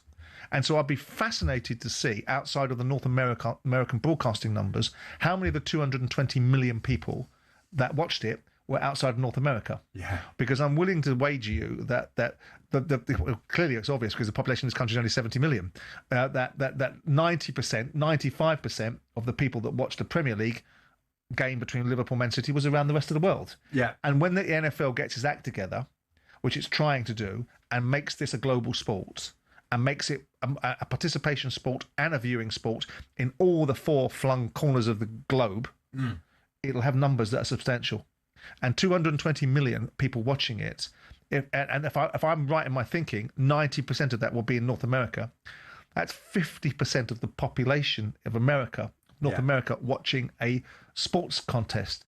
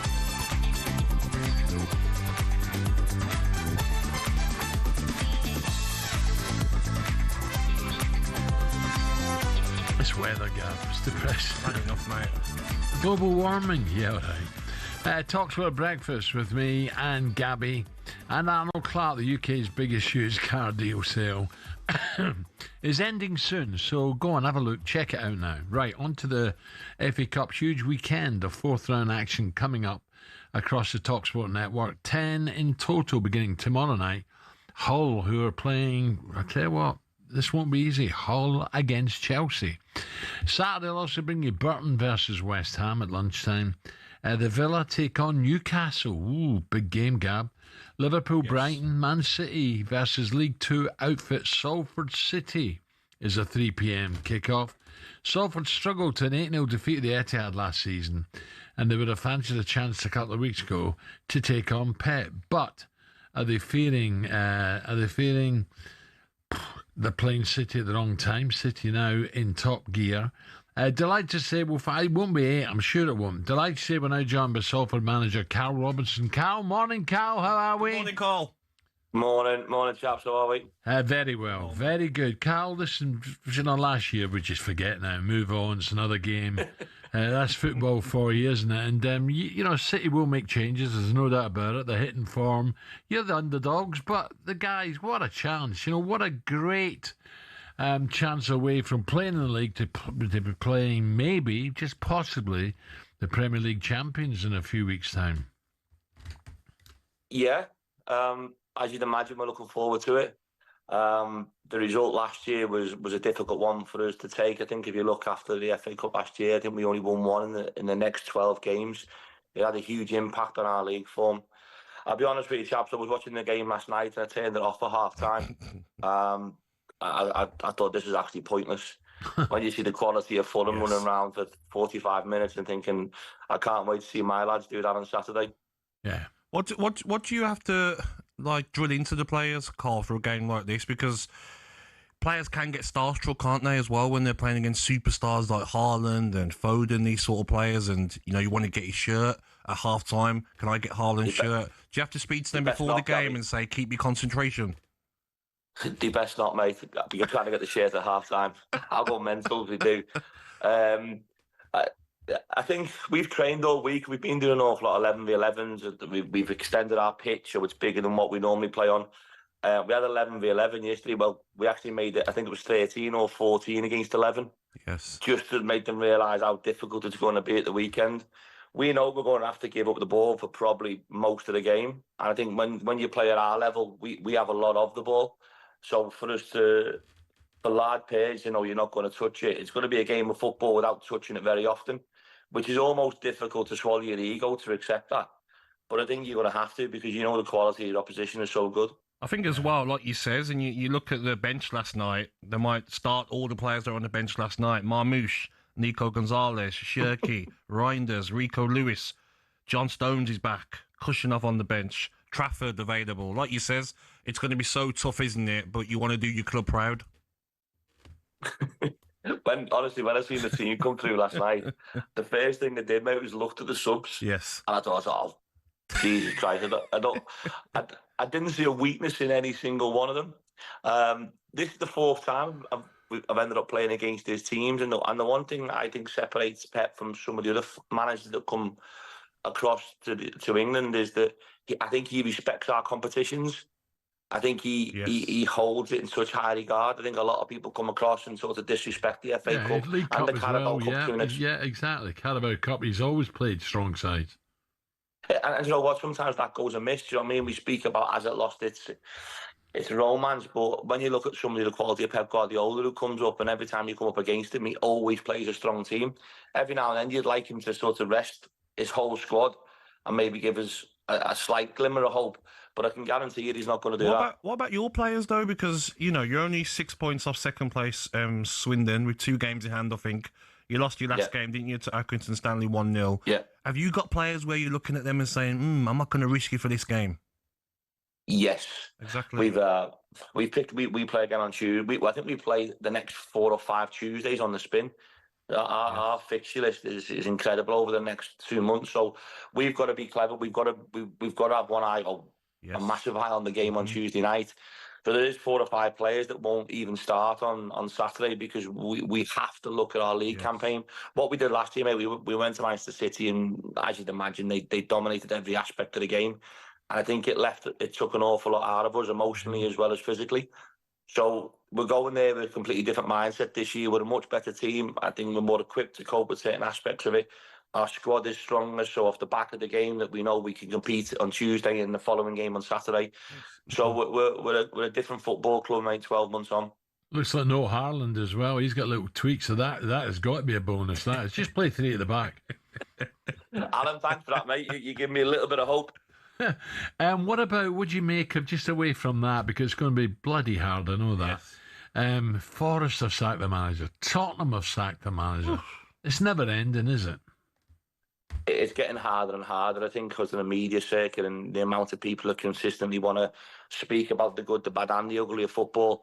We're always at the mercy of 4 or 5 games and losing our jobs. I don't think any manager goes into any role. You look at the 2 jobs, the Spurs job and the Nottingham Forest job, it was inevitable it was going to happen sooner rather than later because of the history.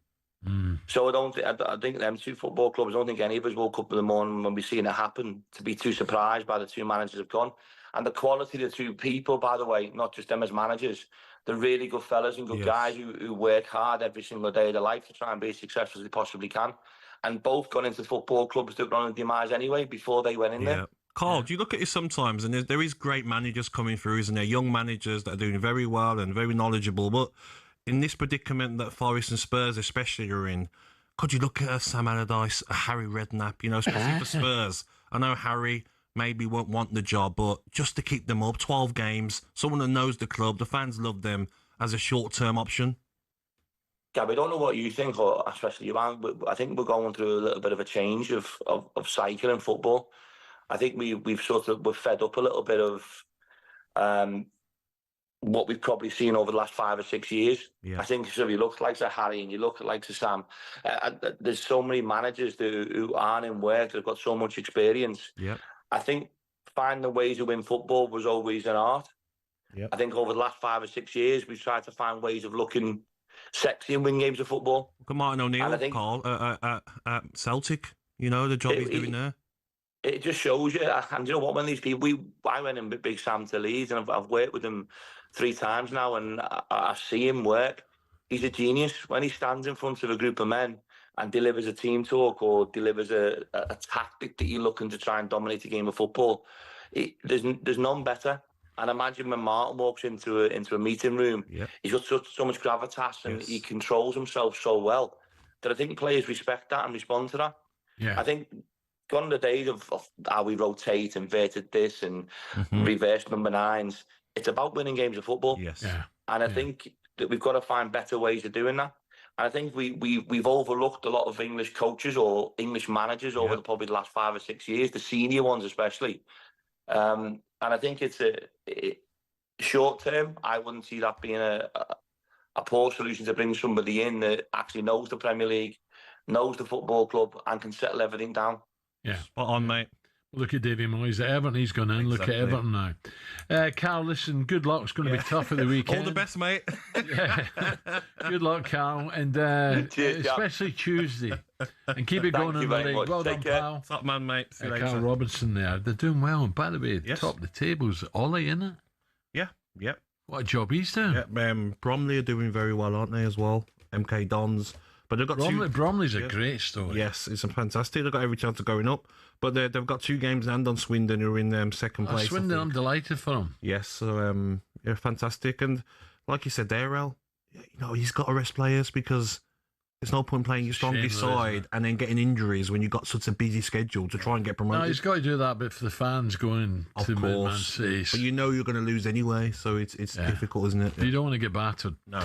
Still to come on breakfast. Superstar Breakfast preview on talkSPORT with Travis Perkins. Doing what matters for the trade. Find your local branch at travisperkins.co.uk.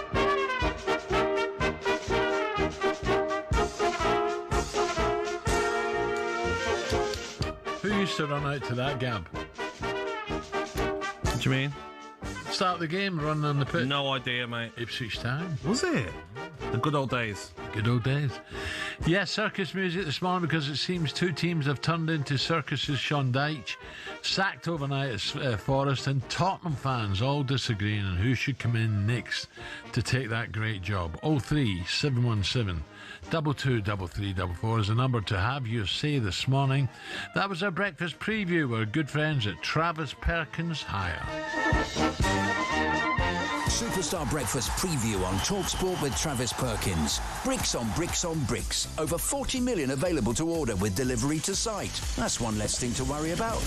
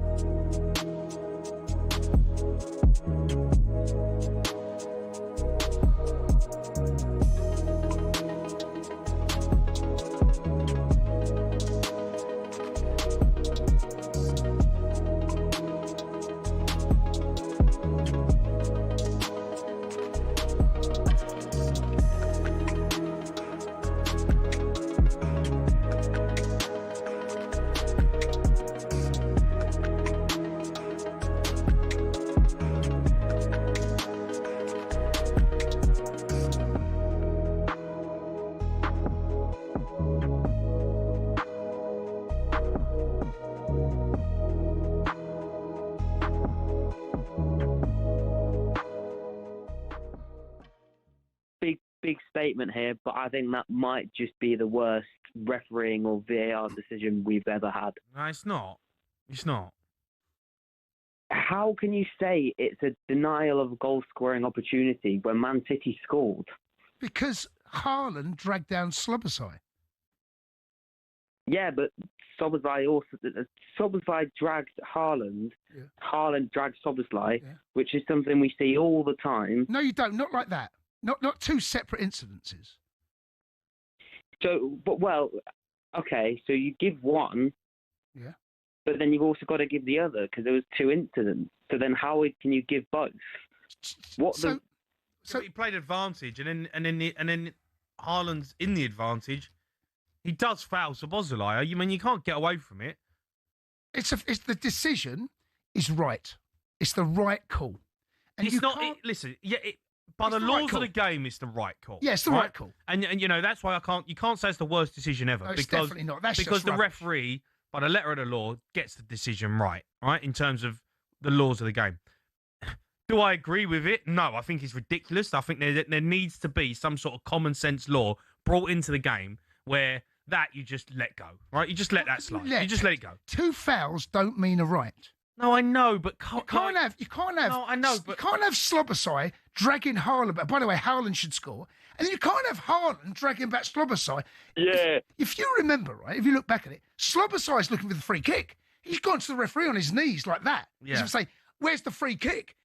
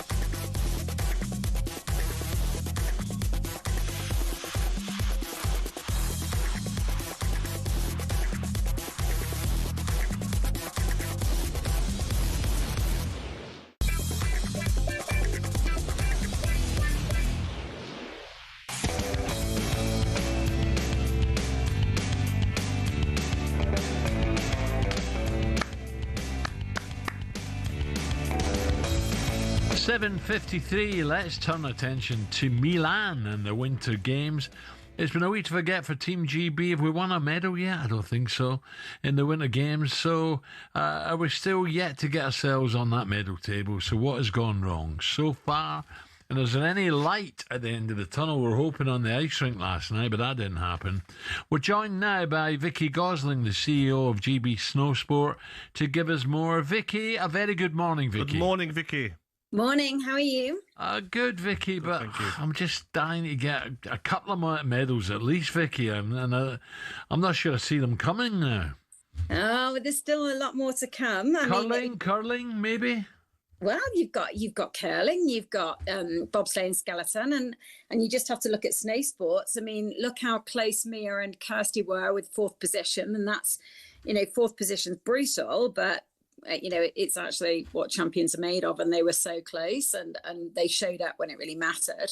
And of course, we've got both of those two females coming in action in big air and in slopestyle just over the weekend, and then the finals are early next week. We've also got Charlotte Banks tomorrow in border cross. You've got Hugh is in border cross, Uniting Girls in border cross today, and then you've got the border cross team events. And then Zoe Atkin is coming into Livigno, and we've got the half pipe event with her, and she's current world champion. So there's a lot more to look forward to, I would say. It's been a slightly slow start, but we're incredibly proud of some of the results we've already had, in particular with Zoe and with Mia and Kirsty already. Yeah, I think for me, when you look at the world champions like Norway and Switzerland, how are we meant to compete with them? How difficult is that going to be? Yeah, it's super challenging, right? Because they've got the facilities on the doorstep, in particular in snow. And you just look at, the US, for example, the funding they receive. And I think with what we have and what we deliver, we're doing incredibly well. And Britain should be proud of the talent that we've got. I've had a lot of messages coming in just because people tuned in to watching, our athletes on snow in particular competing, and they're inspired. What's the funding like though for our athletes? To go out and get the practice that they need all through the year. Is there enough funding there? Well, look, everybody always wants more. We're really fortunate that we get funding from the sports lottery, so we're grateful for what we already receive. It's challenging because, of course, we are a nation that doesn't have, mountain ranges and snow on the doorstep, but we do have indoor facilities that we can build the talent up with. But we have to be realistic. There's a sense of realism that's needed when we look at who we're competing against. But we have time and time again delivered very credible results at podium level on the world-class stage. So it's all to play for, I think. Vicky, what about skiing? We see brilliant gold medals, double gold medals with the Swiss. What about our skiers, whether it be slalom or the speed events? I know in the pipe and the snowboards we're getting better and better and better. But the likes, my favourite is downhill, Super G, slalom, giant slalom. Is that disappointing we're not doing better there? No, I don't think it's disappointing. I mean, look at our slalom team. Look at our men's slalom team with Dave riding, with Laurie Dave, Taylor. With the great respect, Dave's nearly my age now. Yeah, but he's like a fine wine. He keeps doing quite well, and he's getting better with age, I think, when you watch how he's delivering, and the fact again those three men have been in the top 10. They've done incredibly well. But look, let's face facts. Downhill, I would suggest, is probably one of the most challenging. The speed events like that are probably one of the most challenging for us to actually compete in, unless you're born in an environment where you've got those facilities that you can race and you can train from a tiddly top. Then it's quite challenging. But it is better now, Vicky, isn't it? Do we not have a base out in the Alps? Well, we've started. Actually, we don't have a base, but we're partnering with Les Deux Alpes. So that partnership will become fully on board next season. But again, accessing a downhill slope is quite challenging. But for slalom, I think we're doing pretty well. And, the guys are consistently training in the Alps in Austria and getting access to the snow when they can. Yeah. Politically, are we okay in terms of different bodies pulling different ways? Because my daughter skied good, very, very good levels when they're young, and there was always a bit of an argument going on between the Scots, the English, and is that resolved now? Are we together now? I think we are together. Honestly, I think we've got a fantastic feel. I mean, when I first came into this gig sort of over 7 years ago now, it was slightly disparate. But actually, I think more and more we're really pulling together. We understand that we're really heavily reliant, GB Snow Sports is really heavily reliant on the home nations to provide the talent. And we need to, support by inspiring the nation and demonstrating what's possible out there. And I think people are really coming together and proud of what we're achieving. And the results of face facts, look at 100 years prior, and the podiums were not that common. But now we've, in the last sort of 7-8 years, we've really produced some cracking results. And that's helped bring everybody together and align to focus on one mission, one vision of driving Britain to become a more competitive snow sport nation. Yeah, but we did have Bartelski, we did have Bell in the speed events. They were very good. They were, and actually, we needed people to set the bar, didn't we? And it's just like with snowboarding. Jenny Jones, I mean, she was the first to get a medal in snowboarding at the Olympics, and she really inspired the nation, and she's really helped grow the sport. So we do need those inspirational characters, and I think we've got the next generation of them coming now. I mean, as I say, you just look at me, look at Kirsty, look at Zoe, look at Charlotte Banks, look at Billy, Laurie, Dave. We've got the individuals there, and hopefully in the next sort of couple of weeks we will also demonstrate that capability we've seen in World Championships and in World Cups is here at the Olympics. I mean, the Olympics amplifies everything, right? I hope so, Vicky, and I fingers crossed. I think it's very important for the future kids coming through that we do have success and get future funding at a high level. Vicky, thank you, Vicky, for joining us. Good luck. Thank you. Bye-bye. Vicky Gosling, then, CEO of GB Snow Sport. It's a problem because some people see, especially skiing, the fast events, Gab, the alpine events in terms of Super G, downhill, slalom, they see it very elitist. Yeah. But if you don't have the money and the training, the equipment's there, you just need time on snow. Yes. And a regular base to jump now. Every school holiday, boom, kids, young kids, get them out there, get them out there, get them out there. Because it's a wonderful career if you're good at it. Right, you can watch every moment of the Olympic Winter Games, Milano, Cortina, beautiful place as well, Cortina, 2026, live on TNT Sports and Discovery Plus from the 6th to the 22nd of Feb. Come out, a voice of live football, Adrian Dunham is on the show to tell us what he makes of the messes at Forest Spurs. And if you're just waking up, I'm afraid Sean Dyche has been sacked. Reaction coming next.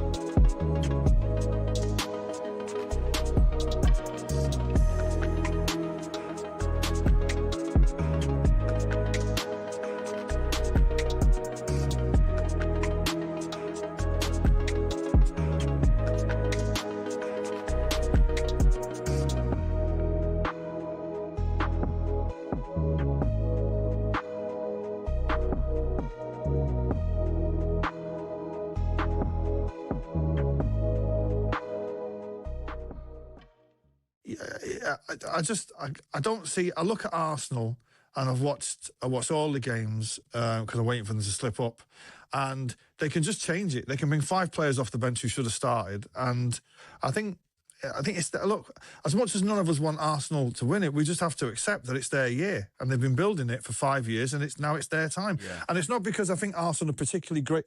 This Arsenal side won't go down as a great Premier League team. They won't even be in the top 10. Right, it's because the chasing pack are not good enough. Chelsea are not ready. Liverpool, and what's happened to them? City, I'm amazed we're second, if I'm being honest. Just going back to, you mentioned the Carabao Cup final. Is that round about the 11th or 12th? that final is before you play them at the Etihad, right? In the league. Well, look, this is the dream scenario. Is we beat Fulham on Wednesday and we get it to 3 points, and somehow Arsenal slip up, and then we're 3 points behind them when we get to Wembley and we beat them. Yeah. Now, if that happens, right, that throws a grenade into it all, and it energises City, and Arsenal fans will start panicking. But I got to say, I just do not see Arsenal dropping points. They never, they had their back four out for a month and never conceded a shot. Now, the only thing listen, no, but I've seen championship winning teams, right, at City. I've seen all 8 of them, whatever it is we've won. This isn't one. This is not one.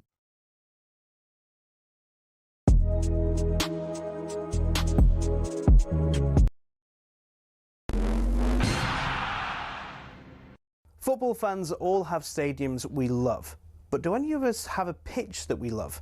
It might sound like an odd question, but pitches can be different sizes with big consequences. Why is that? And what are the actual rules? Back when association football started, pitches could be up to 100 metres wide and 200 metres long. That's longer than Ellen Road, not the pitch, the stadium. Anyway, UEFA wanted a standard across Europe for international matches, which became 105 metres long and 68 metres wide. But some clubs have been rebels, not intentionally, but because of the stadiums. Take Highbury, for example. It was 5 metres shorter and a metre narrower, meaning away sides had a challenge to adjust. White Hart Lane was exactly the same. And actually, when Spurs temporarily moved to Wembley, they asked the FA to shorten the pitch. The FA, very offended by the sacrilegious suggestion, said no, which in fairness could have actually benefited Tottenham, because when they moved into their shiny new stadium, the pitch was exactly the same size as Wembley's.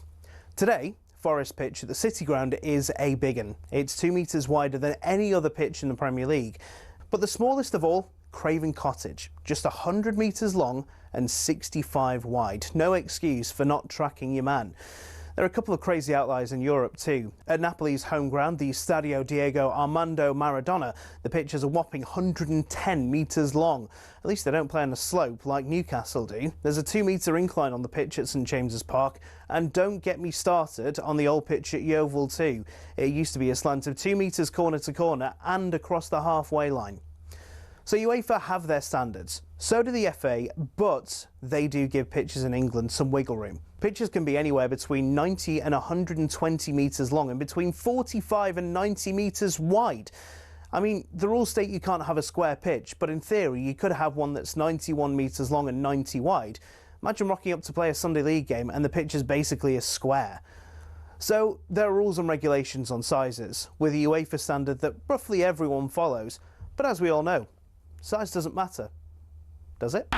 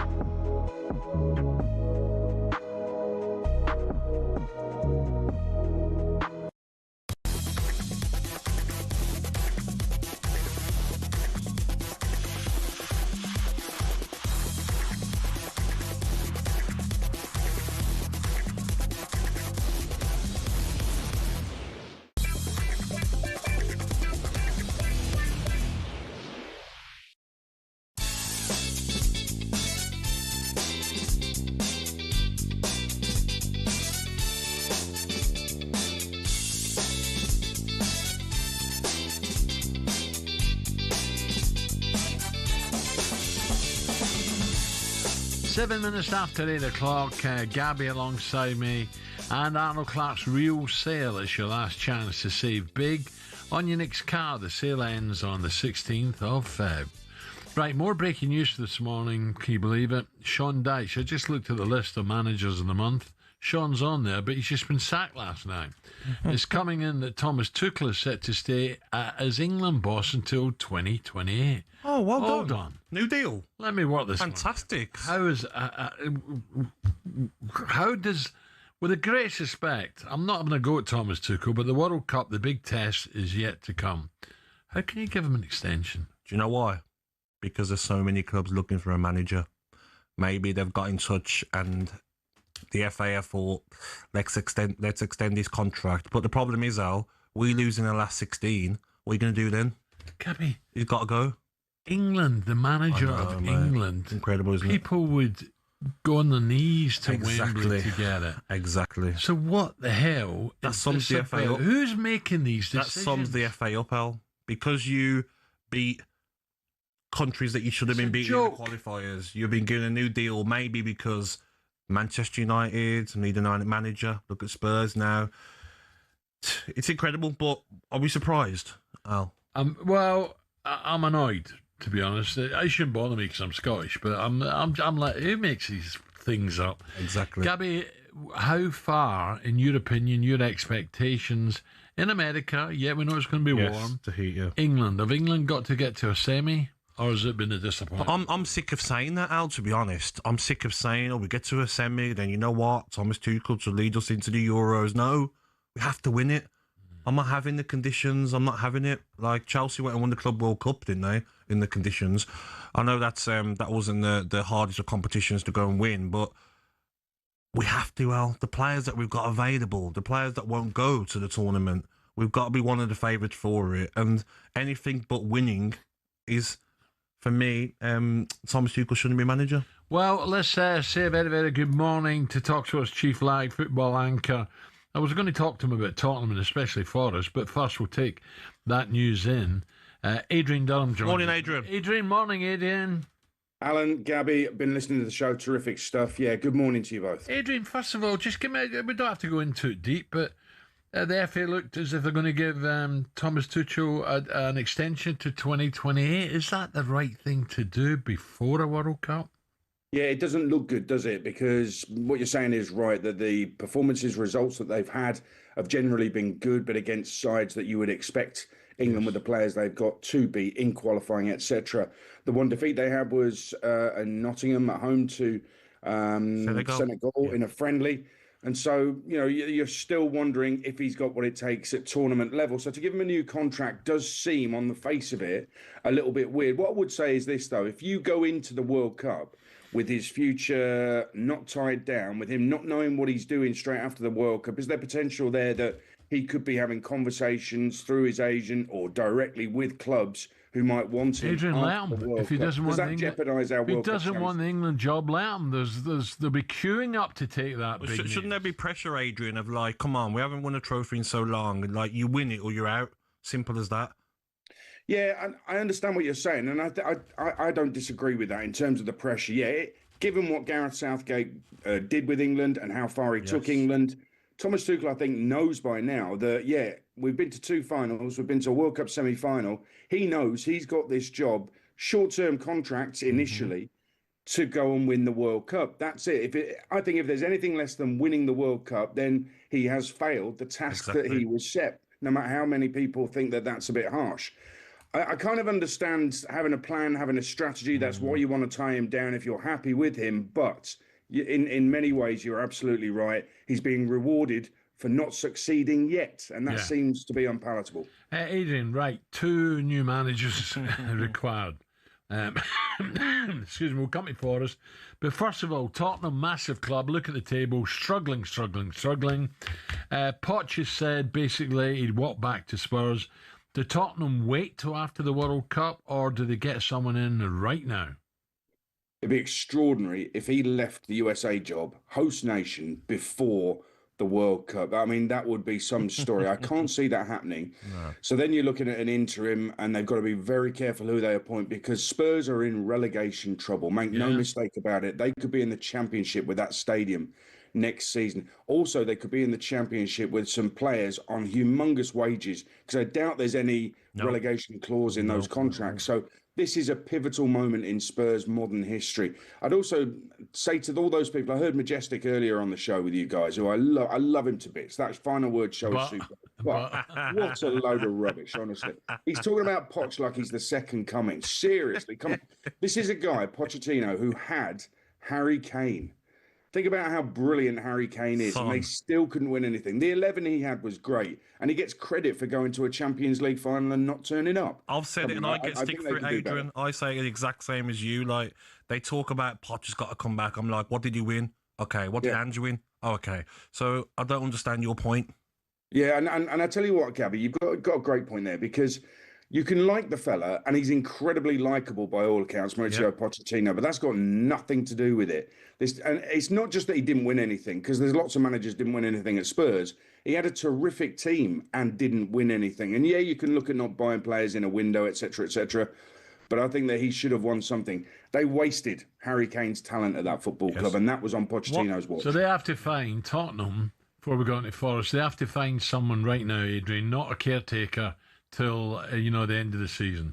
No, if they get the caretaker right, then fine. But there's talk of it being Ryan Mason and Ledley King. Incredibly risky doing that. Talk about bringing Harry Redknapp back. We all love Harry, and he did an incredible Harry would job keep at them Spurs. up. He'd keep them up. I know he would. Yeah, no, I haven't got a problem with that in itself, but he's been out of the game a long time. So I think that that's the risk with that. So there's some risky appointments. There's ones that are riskier than others. So I think that this is a crucial moment. And Spurs, the hierarchy, don't have a good history recently of appointing managers. So this could be some story if Spurs go down. What about Forest then? So Sean Dyche up for Manager of the Month, been sacked.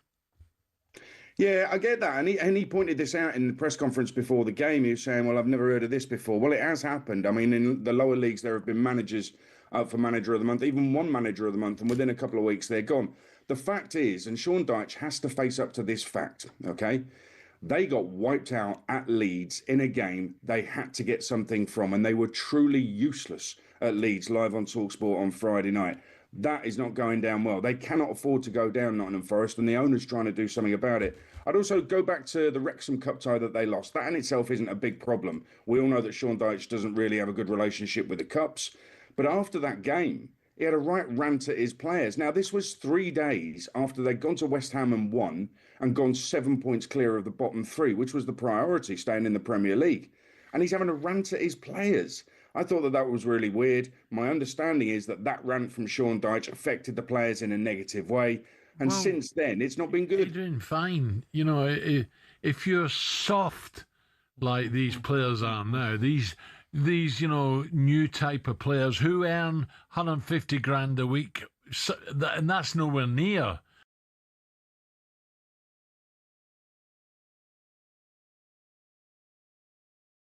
gets into you. Go back home, think about it, and say, okay, I'll try a bit harder. What's wrong with that? Instead of sulking, talking about his training methods are crap. The set pieces are rubbish. We don't know what we're doing. Rubbish! Alan, I 100% agree with you, but that's the modern way. But what I would say is have a look at you and me. We've been at talkSPORT over 25 years. These new presenters come in and they can't handle a bit of criticism. Yes, O'Hara, exactly right. I'm not naming names, but you just did. They cannot handle the truth, these presenters, Alan. They haven't got the backbone of you and I to last 25 years at talkSPORT. It's exactly the same. What about the owner, though? Marinakis, surely. The owner of talkSPORT. We'd all be gone, Adrian, I think, if he was, wouldn't he? But is it going to come back to bite him? Nuno Santo maybe keeping West Ham up and Forest going down. Bit of karma. He's a little bit lucky that there are others around, like Spurs, like Brighton, who are in freefall, who seem intent on getting themselves into the bottom three, and he may just get out of it that way. If Nuno does send them down, then it doesn't look good on him. But what I'll say is this. At Olympiacos, his other club, they won a European trophy with his ways, him in charge, him doing it his way. Now, he will still think that this is the way to do it at Nottingham Forest. What I know is this. He didn't believe. He'd lost belief, lost faith in Sean Dyche keeping Nottingham Forest up. So he couldn't continue with him. And in terms of Vitor Pereira, if you go back, last season at Wolverhampton Wanderers, around this time last season, he went on a run of 6 straight Premier League wins. There was no way anybody thought that would happen at Wolves. He galvanised the squad to do that. They sold a load of players in the summer, which is why it all went wrong at the start of this season. But he has the ability to come in, Pereira, and to galvanise a group, and that could be just what keeps Nottingham Forest in the division. Adrian, just a quickie tonight. Any danger to Arsenal, do you think? Yeah, I think so. Brentford have surprised me. I mean, Keith Andrews is done brilliantly there. What I'm hoping is that he takes it a bit more seriously, Keith Andrews, than he did at the Emirates, because he dropped his best player, his top scorer, he dropped Jordan Henderson. He dropped his best players for that game, and they were comfortably beaten 2-0. Arsenal didn't get out of first gear. Give it a go tonight, Keith, because there's a title race that depends on you. There's a lot of people don't want Arsenal to win the Premier League title. Are you one of them, Adrian? We're all relying on you. Are you one of them, Adrian? Yes, he is. I'm saying nothing. Adrian, nice one, pal. Thank you. Adrian, cheers, guys.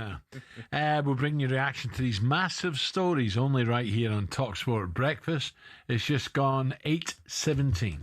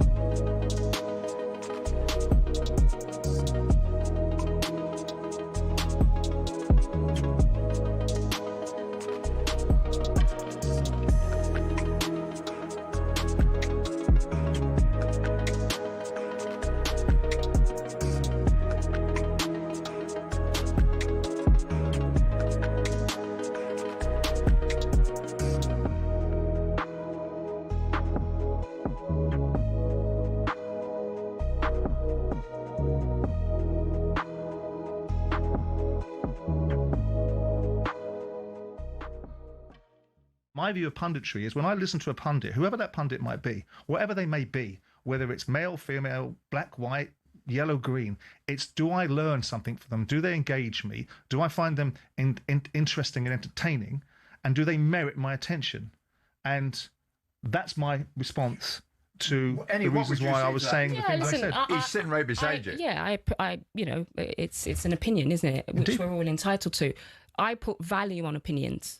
Right, you have to, because there's, you know, everybody has them, right? So I'm not going to listen to a mob on X who've never, ever put themselves in any situation to do anything close to what I've done in my career. I listen to the professionals, right? I listen to the people who've hired me for the last 11 years around the world, the biggest broadcasters in the world. By default, if I'm working with the people who are considered the brilliant broadcasters, then if I'm in the same team as them, next to them, then by default, I'm considered also a brilliant broadcaster.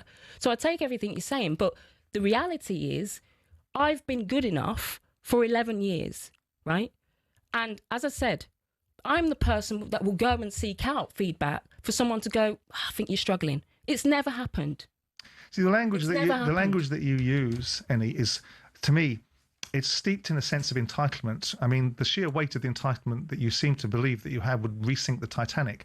I think you've been quite fortuitous. I think because of initiatives like DEI, they've allowed people to be put into positions in the men's game that I don't think they've merited. And now that sort of seeds an attitude that you become a stalwart in the women's game.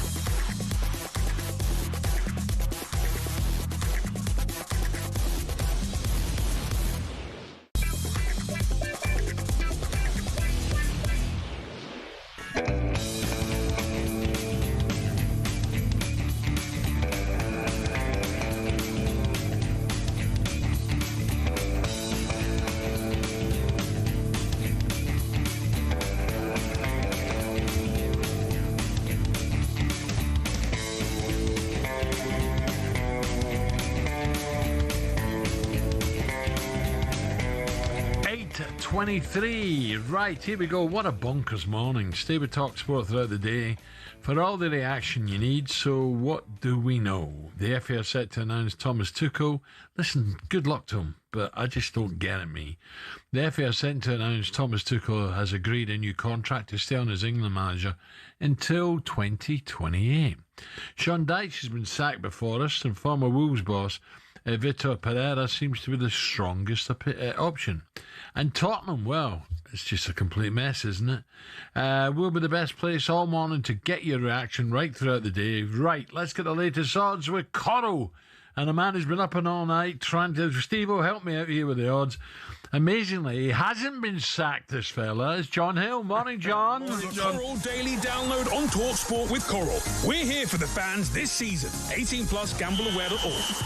Bit strong, John. They've written that down in my script here. I don't get that, mate. Morning, John. You are good our morning, northern guys. correspondent. I certainly am our novice correspondent, and my team had a good win last night against Forest Green, top of the league in the National League L, so I'm very happy in that regard.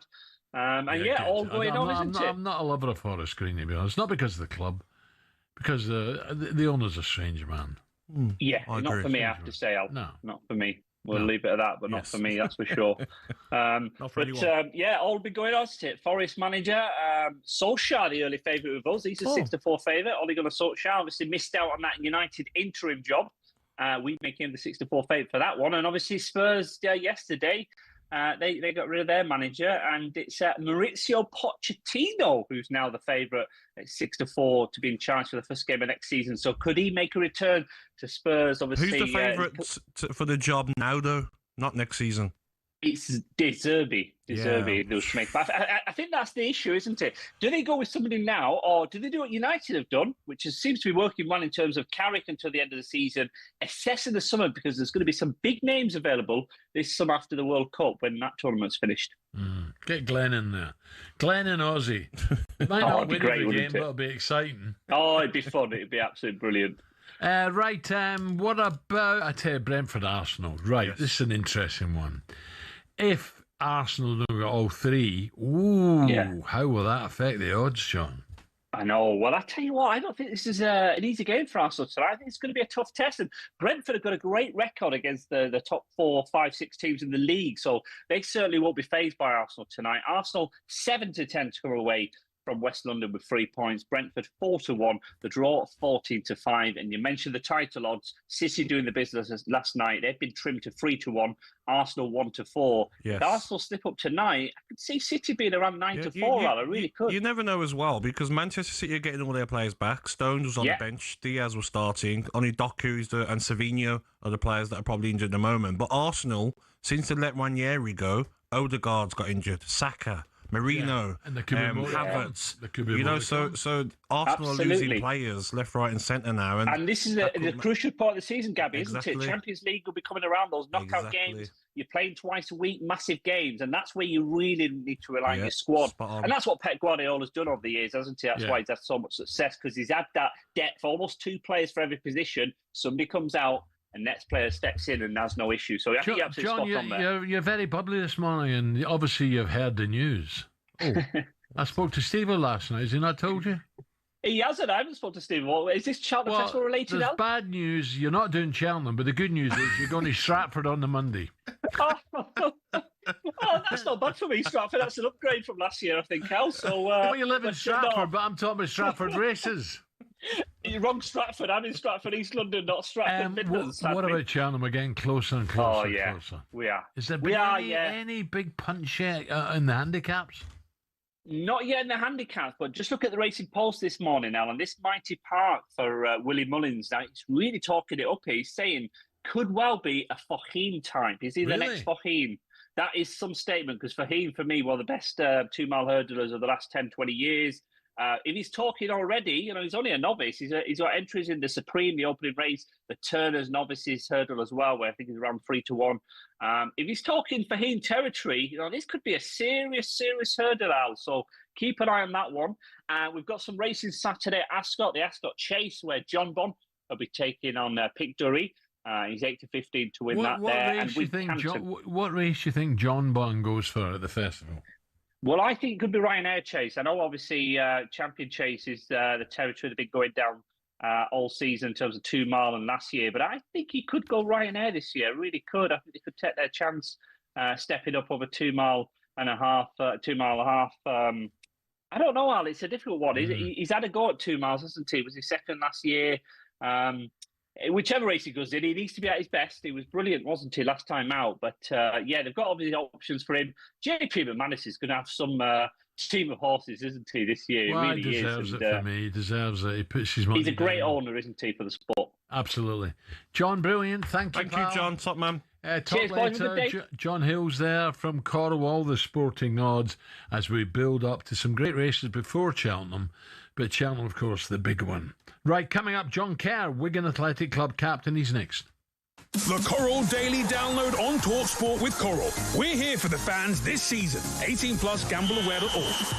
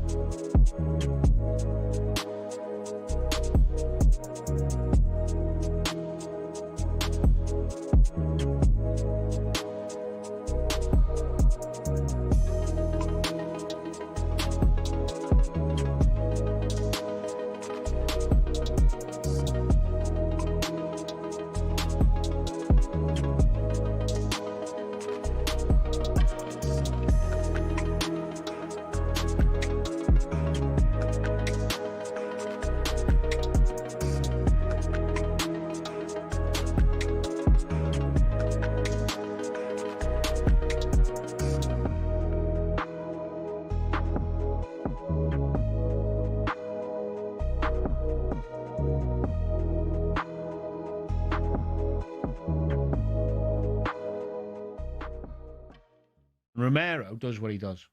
Right, ridiculous tackle. Thomas Frank cannot be blamed for that loss at Man United. Now, he can be blamed for leaving the armband with him or not getting in his head to behave better or control his emotion. That's partly the manager's job. But for Romero to do that after the ridiculous social media stuff, which I still don't understand. You know, what the hell? He should have been fined 2 weeks' wages for that and probably dropped from if they had more players fit and left if they had Danso fit. Well, just right. Because what is he actually saying there? If he's saying to the hierarchy, we haven't got enough players. I mean, is he absolutely stupid? I mean, forwards, Muani, Richarlison, Odebear, Solanke, Madison, Simons, Kudos, Kulusevski, Tell. Forget if you think they're good enough. There's loads of players. Midfield, Sarr, Gallagher, Bergvall, Gray, Bentancur, Paulinho. Now, they've got more forward options than any other team in the Prem. So what's he saying? Now, if he'd have come out and gone articulately, I think we've got to have a look at the medical stuff. Or the coaching. Something's not right. The pitches. We can't have that many players injured. Something's not right here. Something's got to be looked at. Someone upstairs has got to look at what's going on with all these injured players. How can we have that many injured players? That's ridiculous. I'd go, strong, but maybe he's got a point. His point, there's no substance to the out. There's no intelligence with it, is there? No, because they've got more players. They've got more options in forward play. They've got, I've just named 9. It's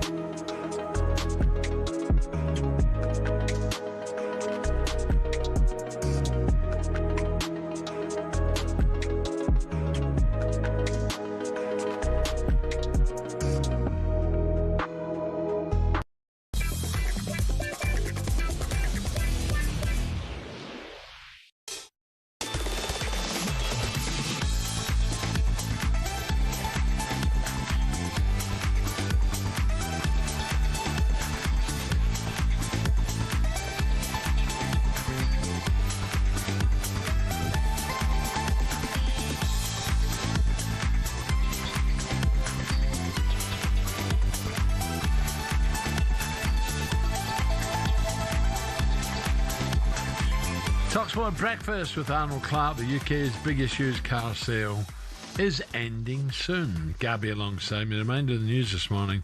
Thomas Tuchel, we're hearing, has signed a contract extension with the Football Association till 2028. Congrats. More coming shortly on that one. But first, let's head to the phone lines.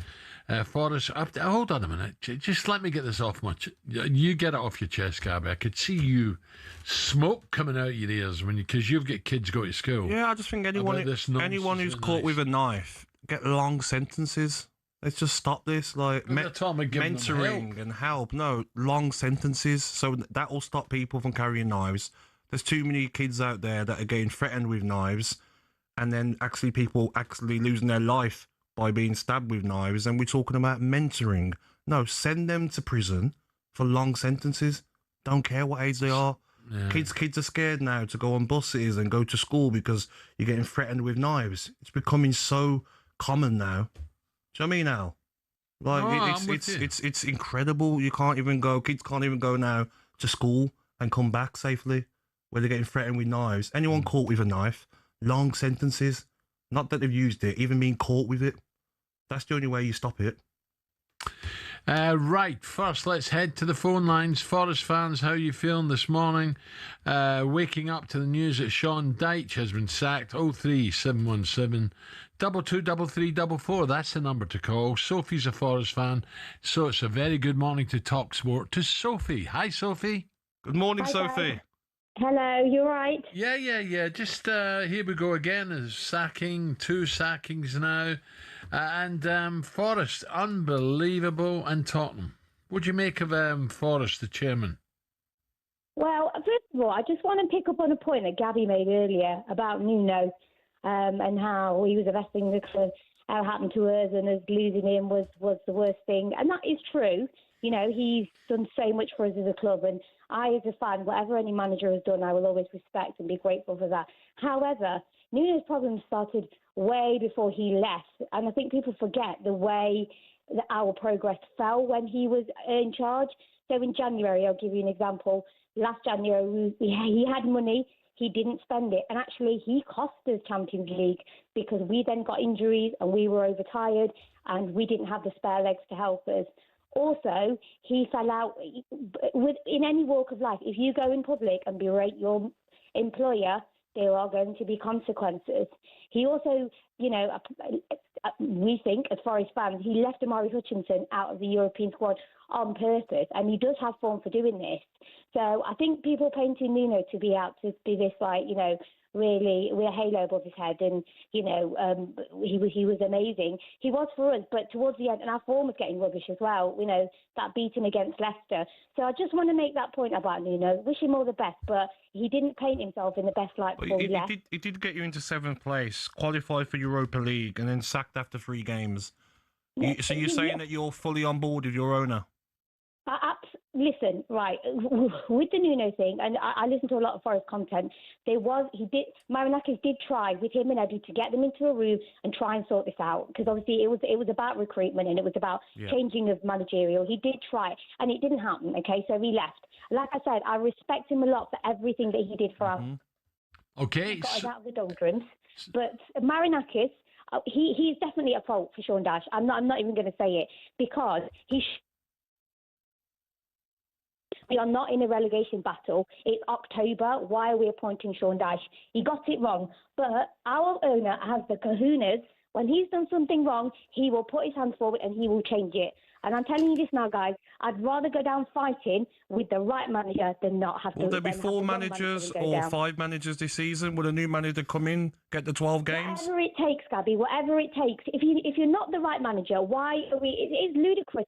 Why would we keep him in if he's not the right manager? We could see it as Forest fans. We didn't connect with him. Mm-hmm. He's lost a lot of the Brazilian players in the dressing room. He has also, tactically and substitution-wise, got so many things right. It just doesn't fit.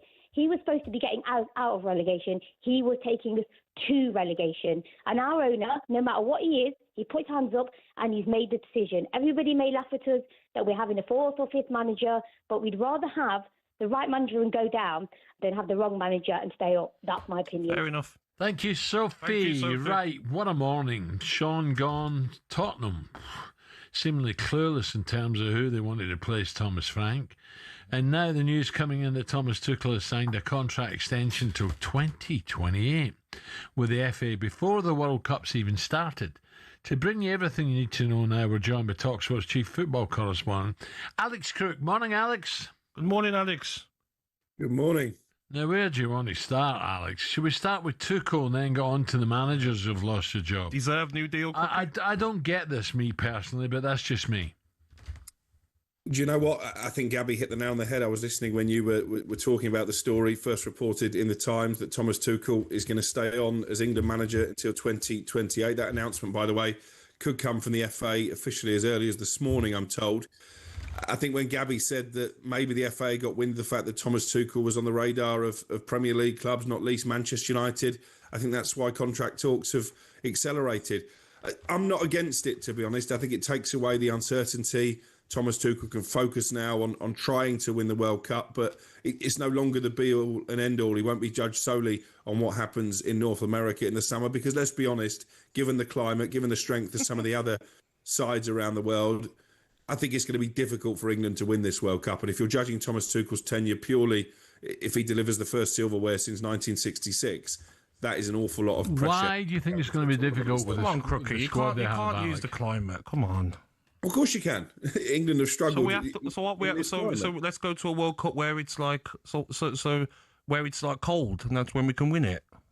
It's a factor. It suits the likes of Brazil and Argentina and even Spain more than it does England. And winning a World Cup is difficult. We've not done it since 1966. That's what he's been brought in to do, to win. I mean, like we do in this country, reward failure. You know, we knighted Gareth Southgate. So Gareth Southgate, if we're not winning anything, what's the world coming to? I don't think Thomas Tuchel has failed, has he? I mean, listen, it wasn't the most difficult. I'm not saying he has. Campaign in the world, but they absolutely cruised through qualifying. But he hasn't succeeded yet, and we're giving him a new deal. I expect them to go deep into the draw, but I think if they get to a quarter-final, that would probably be par. I think if they get to a semi-final, that would be success. If they get to the final or even win it, that would be beyond our wildest dreams, wouldn't it? Quarter-final, you'd be a success. Crookie, you're part of the problem, Crookie. Quarter-final's par, I think. You know, I mean, Gareth Southgate, to be fair to him, I wasn't his biggest fan, but he set such high standards, didn't he? Getting to 2 European Championship finals, a World Cup semi-final. It was never going to be easy for whoever replaced him. Do you not think the squad he's got to pick from is a manager's dream? Yes, but I would argue we've had better squads in the past. I think the golden generation, the likes of Lampard, Gerrard, Ashley Cole, John Terry, Rio Ferdinand, I think that was a better team. I think that you look at England's defence, we don't know who the first choice centre-backs are going to be yet. We've got an issue at left-back. We haven't really got an understudy for Harry Kane. So I don't think this is the best. So when can we win the World Cup then, Crookie? The one afterwards is where? Is it Spain, Portugal, Morocco? Is that too hot? Do you have to wait till it's in Finland, Denmark, Norway? You're being a bit simplistic here. I'm just saying, part of the reason we've been successful in recent tournaments is because under Gareth Southgate, we didn't really have expectation. We didn't burden down the players with the fact we have to win this tournament. And I think maybe if we go into the summer with that attitude, as opposed to, well, we've got to win this is our golden opportunity, I think maybe that's a better mindset to have. Okay, Crookie, what about Forest? What about Tottenham? Do you know what? It's the 12th of February. Manchester United have fired their manager. Chelsea have fired their manager. Real Madrid have fired their manager, all since New Year's Day, by the way. Tottenham have fired their manager. And now Nottingham Forest are looking for their fourth manager of the season. I've never experienced anything quite like this. In terms of Forest, I reported at the weekend that Sean Dyche was under huge pressure. Obviously, it was a really disappointing result live on talkSPORT on Friday against Leeds. We know that Evangelos Marinakis is a volatile character.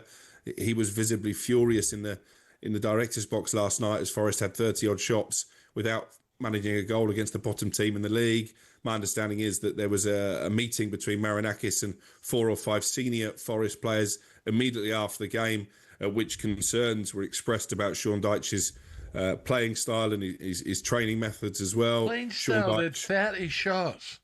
35. 35 shots. Playing style. Yeah. What, after 70 shots? This is just what I'm told this morning, Al. Sean Dyche was then summoned, I think, back to the City ground, relieved of his duties, and it looks like Vitor Pereira former Wolves manager, someone who's worked with Marinakis previously at Olympiacos, albeit only for 6 months, but that seems to be about the shelf life. He is the front runner, and that's a gamble because he did really well when he first came in at Wolves, kept them in the Premier League, but it didn't end well for Crookie. Pereira. Do you know who's got the highest win percentage of any manager that Marinakis has brought in? Sean Dyche. Is that right? Well, he's won 10, hasn't he? Lost 10, won 10.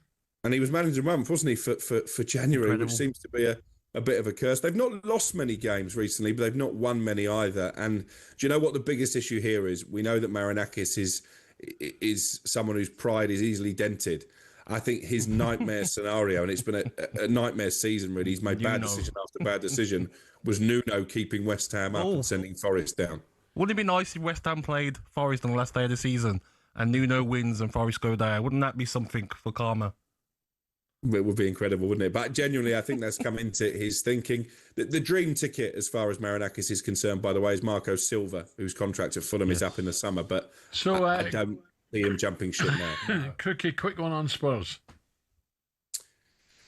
Again, I think the writing's been on the wall for a long time for Thomas Frank. I feel for him because I think he's a good coach. He's a good guy. Maybe this was just too big a step up for him, but I think the players have to take a lot of responsibility as well. In terms of who's next for Tottenham, there's talk of Roberto De Zerbi. Obviously, he's available, having just left Marseille this week. Will he take the job mid-season? Will he want a sabbatical? I think those are the questions that Spurs are going to be asking in the not-too-distant future.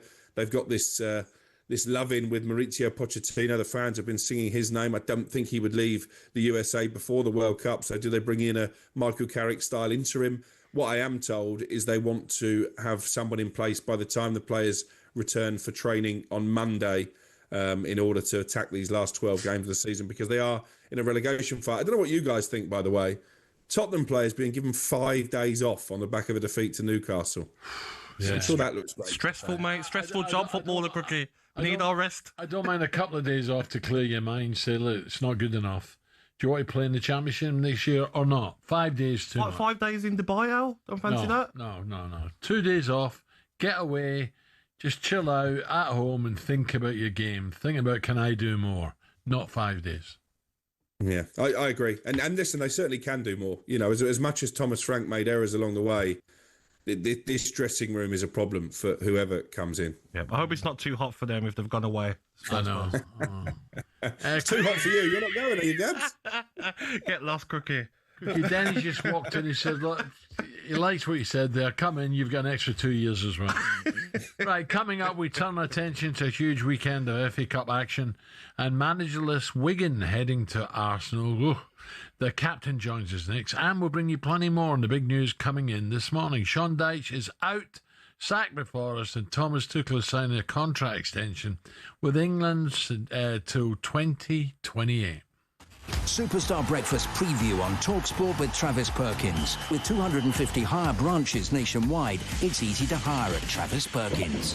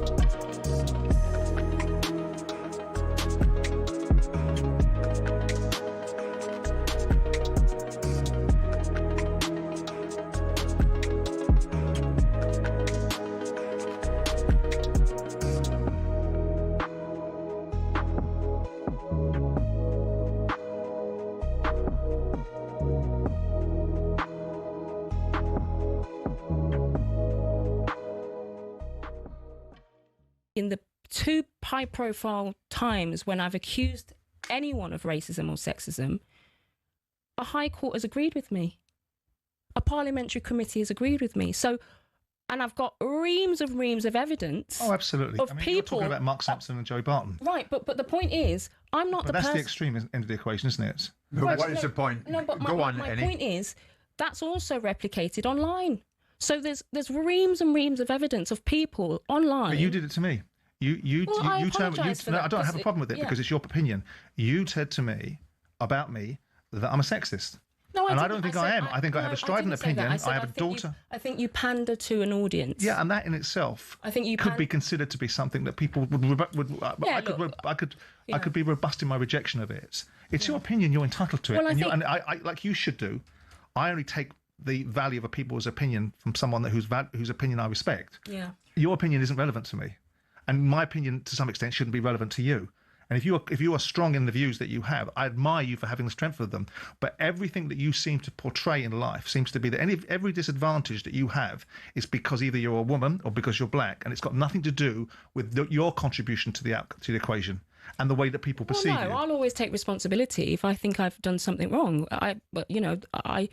I'm the first person to apologise if I think, I shouldn't have said that, or that went the wrong way. You can find multiple examples of me apologising, but there is a reality that I do suffer sometimes a disadvantage because people abuse me for my identity. They don't.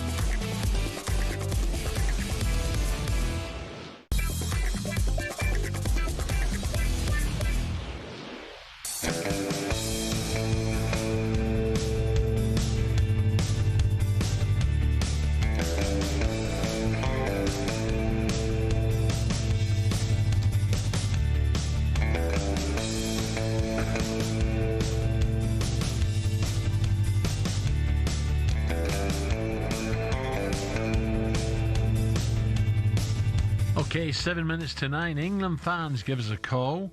If you're not aware, I'll let you know. 03717 223344. In the last hour, talkSPORT has learned that the FA are set to announce Thomas Tuchel has agreed he's got a new contract extension to stay on as England manager until 2028. We're asking why the FA doing this now. Is it to keep him from the club vultures like United? What if it all goes pear-shaped at the World Cup? Maybe not. Taking your calls at 9 a.m, so get them in now. Right, huge weekend of FA Cup action coming your way this weekend. 9 commentaries on talkSPORT, and at 4:30 on Sunday, a huge day out for the 2013 FA Cup winners Wigan as they travel to the Emirates, to the Arsenal, in an attempt to topple the league leaders. So Wigan heading to the team that finished top of the Champions League table, currently clear at the top of the Premier League, and also in the final of the Carabao Cup. Yeah, it's going to be tough. And they're doing all this without a permanent manager after Ryan Lowe was sacked last weekend. Glenn Whelan is in interim charge. So how are Wigan feeling ahead of this one? Let's bring in Wigan's club captain, Jason Kerr. Jason, a very good morning. Welcome. Good morning, Jason. Morning, mate. How are you doing? You okay? Right, mate. Very good. Jace, it's going to be tough. We know that. Arsenal, whatever side they put out, it's going to be a bit of a tough one. You're managerless at the moment. Is it a case of going there, roll the sleeves up, and let's enjoy it? Yeah, definitely. It's obviously a tough time right now at Wigan. Sorry, I was hanging this up. It's a tough time right now at Wigan, so... sorry, mate. It's all right, Don't worry. Technology. We can hear you, mate. Yeah, I know. Jason, don't worry about the picture. Just how do you feel about this game then? Oh, we lost him. We'll get him back. The poor guy's there trying to fiddle about with the screen. His manager, who's come in charge now, Glenn Whelan. Yeah, he's a tough little. Tough. I was at Sheffield Wednesday on loan now at 19. He was there. He was one of the old school players, and he was at Villa with me as well. Later on in his career, my career, he will bring some old school mentality to that squad of players. Yeah. He's a leader on the pitch. He was, and I'm sure as a manager he will definitely get them into shape because their form's been dreadful. Lost 5 of the last 6 League One games out. So, do you want to be playing Arsenal in the FA Cup? They need to concentrate on their league form. Yeah. Right, Jason. We got Jason Kerr, club captain, back again. Jace, can you hear me? Yeah, I can hear you, mate. All right, mate. Don't worry about that. So, Jace, Glenn Whelan coming in. He'll kick a few backsides, won't he? Yeah, definitely. He's obviously had a good career at Villa and various other clubs. And yeah, he's been good for us throughout last season.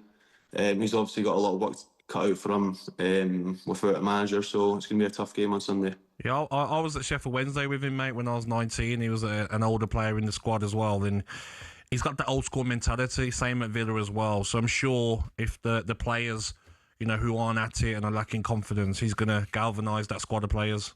Yeah, definitely. He tells us stories about his career. He's definitely old school. I'll give you that. So he'll get the boys up for the game. And listen, there won't be much pressure on us. There's not much expected of us against Arsenal. So all we can do is go out there and express ourselves and enjoy ourselves. Jason, will someone before the game get the lads together and say, look, we're the underdogs by a mile here. This is a great club. We're a brilliant squad, the Arsenal. But, look, they've made all these changes. Come on, we've got nothing to lose here.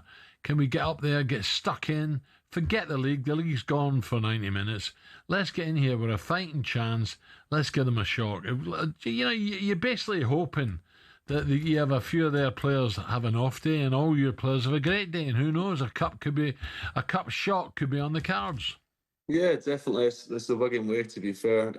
We've put out a few giants in the past, so yeah, like you said, we're just going to go into the game on Sunday with no fear and just see what happens, roll our sleeves up and give it our all. And you never know what can happen. So I know they're a good squad. They're top of the Premier League, top of the Champions League, so it's going to be a really tough game, and we're looking forward to it. Jason, where are you from? Edinburgh. Edinburgh. So your Hearts are a high B. I'm a high B, mate. Oh, are you? Yeah. I was just looking at the fixtures. Rangers Hearts coming up at the weekend, and of course Hearts just beating Hibs 1-0 as well. But listen, it's exciting up in Scotland now. I look at that table and I think, who's going to win this? Yeah, definitely. It's not normally like that. It's normally a 2-horse race between Celtic and Rangers, so I'd like to say it's nice to see another team up there, but it's Hearts, so can't really say that.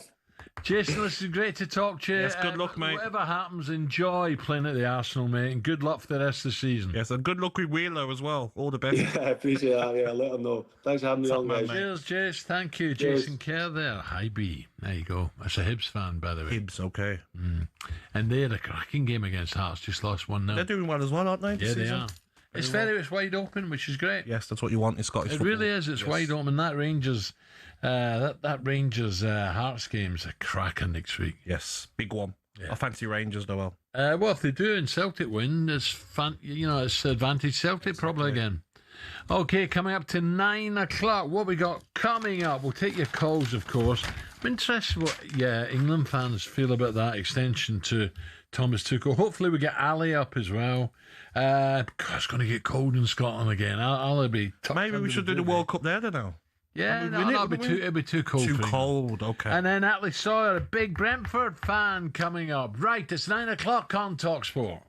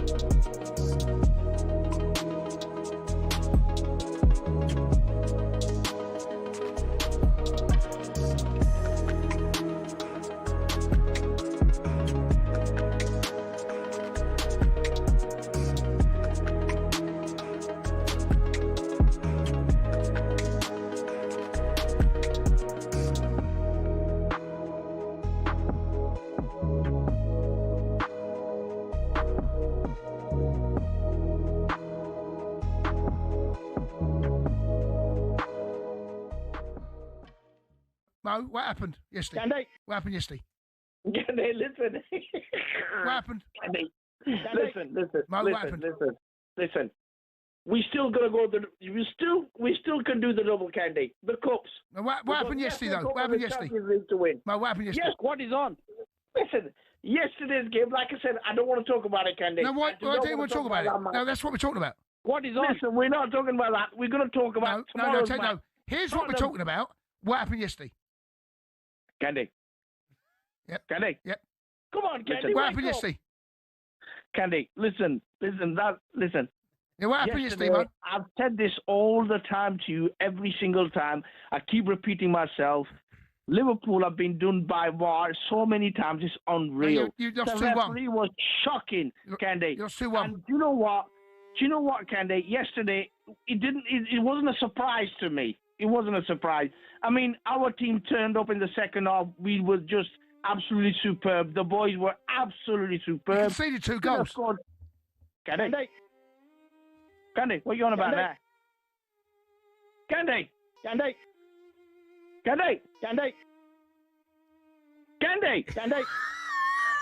Mo, you conceded 2. Listen, Jimmy G, you can't say anything, yeah? you cannot talk. You've got no room to talk. You can't be blaming VAR, mate. You can't be blaming VAR. I mean, Jimmy G, listen, your captain got sent off. He just done it deliberately.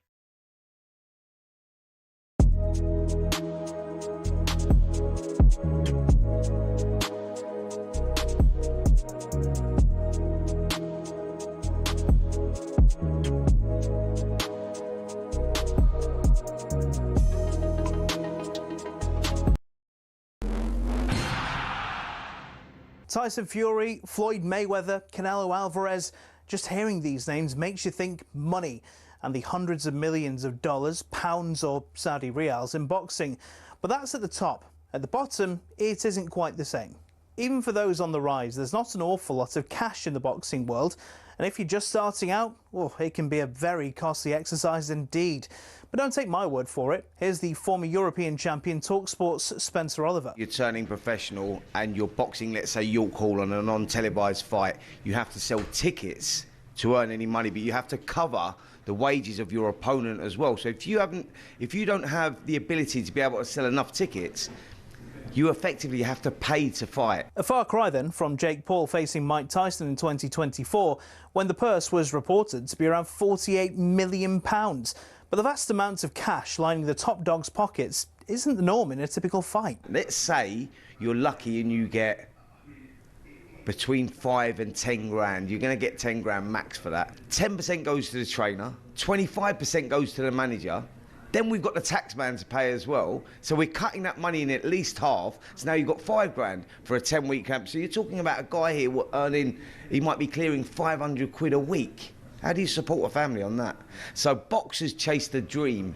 And, you know, there's probably 2% of them that actually make it. So say you do make it and you start to rise up the ranks. Strikers Boxing, a training academy, says the mid-tier fighters can earn more, somewhere between £10,000 and £50,000 a fight, depending on record, profile, opponent and popularity of weight class.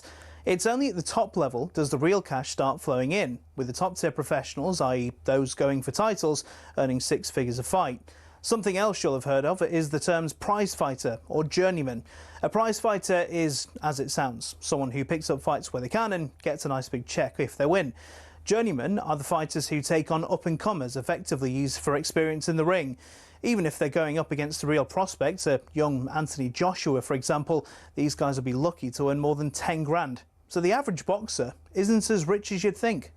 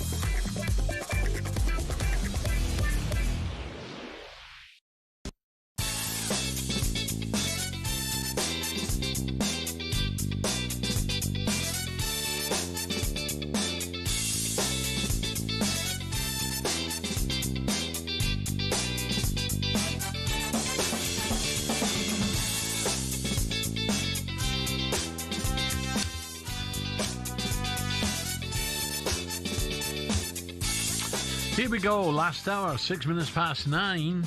talkSPORT Breakfast with me, Brazil, Gabby, and Arnold Clark's real sale. It's your last chance to save big in your next car. The sale ends on the 16th of Feb. Now, though, it's all happening in the weird and wonderful world of English football.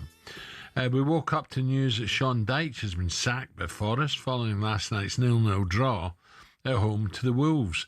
And in the last hour, talkSPORT's learned the FA are set to announce Thomas Tuchel has agreed a new contract to stay on as England manager until 2028. This is what Tuchel told Adrian Durham and Stuart Pearce last June when asked about staying on beyond the summer. If you ask me today, yes, because I like I said, I feel that I'm in the right place. I enjoy to be where I am at the moment. I love the new challenge. I wanted a new challenge. I wanted a new environment. I feel the support. I feel the trust and the respect of the people in the federation. I love the group of players. I want to push them, and it just feels right. So yeah, clear yes from my side until today. I'm going to be positive here, Gabby. Does it prove that Tuchel is fully committed and shutting up the doubters who say he isn't? Or do you think the FA have jumped the gun a bit here? I think if you look at it from Thomas Tuchel's say his agent, for instance, Alan, they might have gone to the FA and says, listen, there's so many jobs that could be available. You need to extend this contract because the uncertainty coming into the summer, he might say, well, I want to sign for, say Manchester United as an example, and I can join them right after the World Cup for pre-season. Now you shut out all that. There's no distractions and there's no clubs coming in for him because he signed an extension. But from our point of view, and my point of view especially as an England fan, is are we rewarding someone too early again? You know, if he doesn't get us to win the World Cup or very close, not quarterfinals like Crookie thinks, very close in a final, and maybe you're unlucky in a final, then you didn't do your job. You were brought in as a foreign manager, as some people questioned, and you haven't done your job. So we look somewhere else. Do we look at Eddie Howe in the summer as an option? It's interesting. Crookie was talking about, is this a real good, positive chance for England to make a semi-final? I doubted in his voice he doesn't believe that. And then he mentioned the weather. It's going to be really hot. That's totally... I don't want to hear excuses like this. I don't want to hear it. I don't want to hear it. I don't think you'll hear those excuses from France. Do you, Al? Well, you know... I don't think you will. No. In northern France is no real different to the weather that in the south of England's got. The problem I've got is that, yes, the conditions will be hot. Okay, then. The World Cup afterwards, 2030, Morocco, Portugal and Spain. In June, July, same problem. Hot, yeah. Hot. Okay, then. So we have to wait for 2034, where it's in Saudi Arabia, and maybe it's a winter World Cup like Qatar, where they can air condition the stadiums. Is that our next chance of winning the World Cup then? Yeah. Come on, do me a favour. Okay, 03717223344. Let's go to the phone lines, can we? Have the FA made the right decision here? Benny is a Sunderland and England fan, and Benny wants to say, Benny, morning. Welcome, Benny. Morning, Benny. Good morning, chaps. How are you? Excellent good. show. Benny, excellent show. Listening on the way to the school drop has been fantastic. Oh, lovely. Benny, what do you make of this? You know, Listen, I'm a big England fan. I follow home and away. Yeah. Good.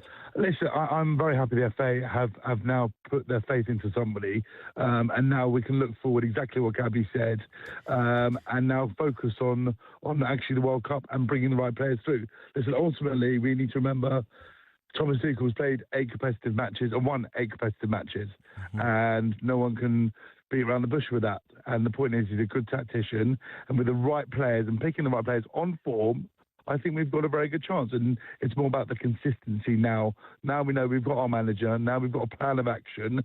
Now we've just got to push forward. Well, Benny, what do you think of like Alex Crook? What he said earlier on. I don't know if you're listening about quarterfinal maybe or semi-final because of the weather, because of the climate. It will suit Brazil. It will suit Argentina. It's excuses already, isn't it? Of course it is. But the point is now, we've got world-class players now in our squad. There should be no excuses anymore to talk about the weather, this, that. we've got international players that are playing all around the world now these days. The excuses of, it's too hot, too cold. I understand about the climatisation. The only issue I think is obviously the Premier League is brutal, and they're playing lots of games, and obviously we don't have the Christmas break. But still, from there, we've got a very, very strong squad. I think the best squad I think we've ever had in a very, very long time. And there's no reason why now we've got a consistent manager that's signed a contract now. And the right players, we can't move forward. Obviously, I think America's going to be a great tournament. It's going to be very hard for a lot of the fans to travel around. That's really kind of the only kind of minus, because it's sort of traveling around from different states and different cities. And obviously the pricing as well is another kind of conversation to have. But listen, they've got my full backing. I'm going to be out in America, and I want to support. But I think it's a great appointment now to show consistency. That's the word, isn't it, really, now, chaps? Okay, Benny, enjoy. I've got to go the lines again. And Dan, Dan's a West Ham United fan. Dan, welcome. Morning, Dan. Great to be on. Pleasure. It's Stan, by the way. Stan, apologies. Oh, sorry, Stan. Sorry, Stan. Good morning, Stan. All good. Just wanted to say I'm completely opposed to this. I think if this was a normal job in an office and you had an employee who'd been there 12 months, made a few coffees, printed off a few forms, would you give him a contract extension and potentially give him a pay rise? I don't think so. It's exactly the same. Tuchel's only beaten tin pot countries, right? And let's judge him by the World Cup. I can't not agree. The games that we played in the qualifiers, we should be winning comfortably. Let's judge him after the World Cup and say, okay, if you don't get very, very, very close to winning it, I'm not talking quarterfinals, I'm talking a final, and unlucky if you don't win it in a final, maybe. But you can't go in a tournament talking about the weather. I know you can't, can you? What do you think, mate, Stan, about the weather issue? Yeah. Well, I think that's a poor excuse. Granted, it's going to be difficult for a lot of countries over there weather-wise, but it shouldn't be a talking point, really. Yeah. On, okay, mate. Stan, thank you. Stan, a West Ham fan, struggling there as a Tottenham, and Danny's a Tottenham fan. Danny, a very good morning. Good morning, Danny. Morning, Alan. Morning, Gabby. Just a point on World Cup winners. If you look back till the start of the World Cup, only one European team has won. Germany. Germany. Exactly. So to say it's not an excuse, it really is an excuse, because history tells you it's really, really difficult to do it. But Germany have done it. One winner out of how many World Cups? They've still done it, though, haven't they? 1 out of 20, so that's 5%, Gabby. No? Okay then. So the next World Cup in Spain, Portugal and Morocco, is that too hot, or is that okay? No, because that's in Europe. And, okay. And traditionally... Okay, let's wait for that World Cup then. European teams win in Europe. Okay, let's wait for that World Cup then. All right, no problem. Danny, just a quick one, Dan, on Tottenham. What's going to happen? Well, who knows? So I actually live in Ipswich, and I'd like to see him go for Kieran McKenna, because he, young coach, knows decent football, knows Tottenham, coached at Man United. I just think they should go for him and just give him free rein. Yeah, well, that could happen, Dan. That could happen. He is bright. Everyone I talk to at the football club rate him so highly. And he conducts himself brilliantly, so you might be right, mate. Coming up with ton of attention to the title race, hotting up in Scotland, is Alan McCoist scared to come on after the chunk called him out last night? We'll find out next. You know what makes me laugh is Alan McCoist. Let's not forget the fact that he was absolute garbage in the Premier League.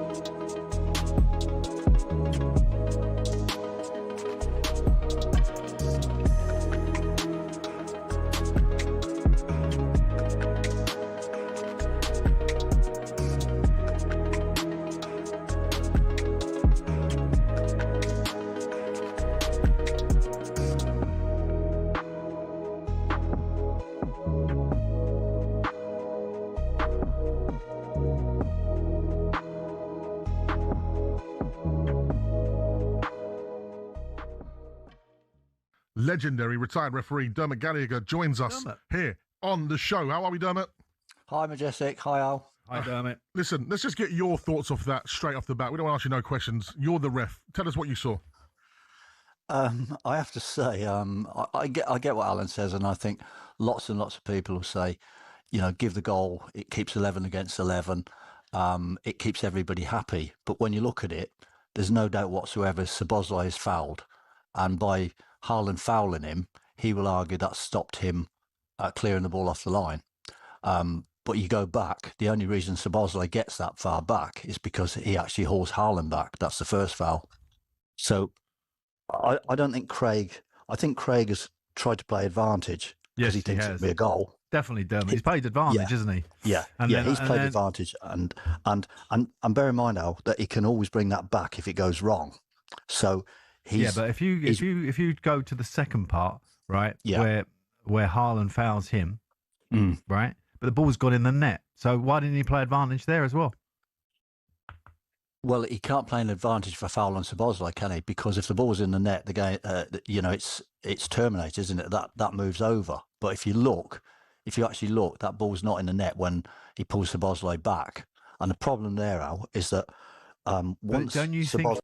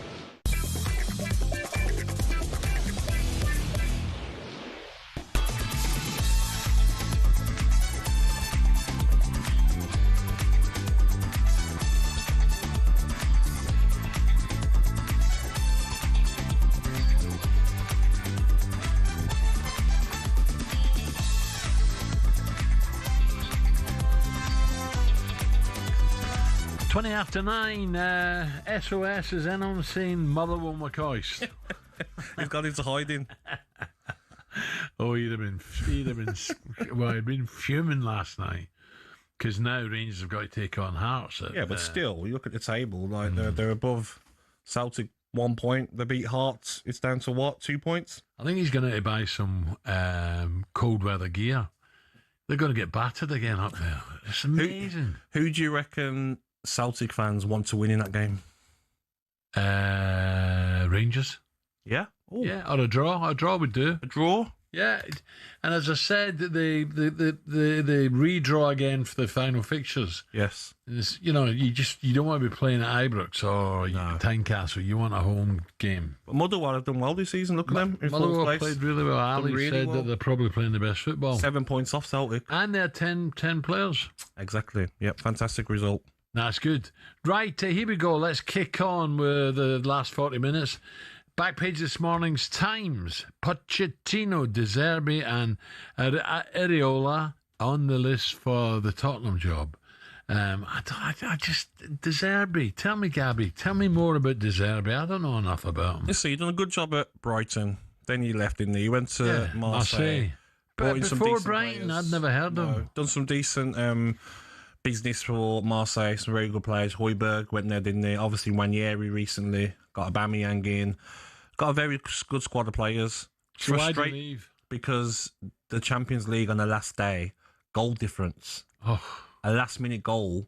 I think it might have been, was it Benfica maybe, that took their place? So Marseille finished in 25th. It was Benfica. It was the top 24 that went through, and that would have been such a heartbreak for the club and for him. And he's a sort of manager. He's a sort of manager, Al, that would like lose his head at that and be angry. I want to leave. I want to leave. Okay, he stayed on for a couple of weeks. They lose to PSG 5-0 last weekend, and then he's gone. I think it's not going to work at Spurs. Do you know what I mean? I just don't see it working now. He's a sort of manager that would moan about not getting the right funding and the right players. A similar sort of personality to Conte. And even though Conte, his win percentage record was very good at Spurs, didn't work, did it?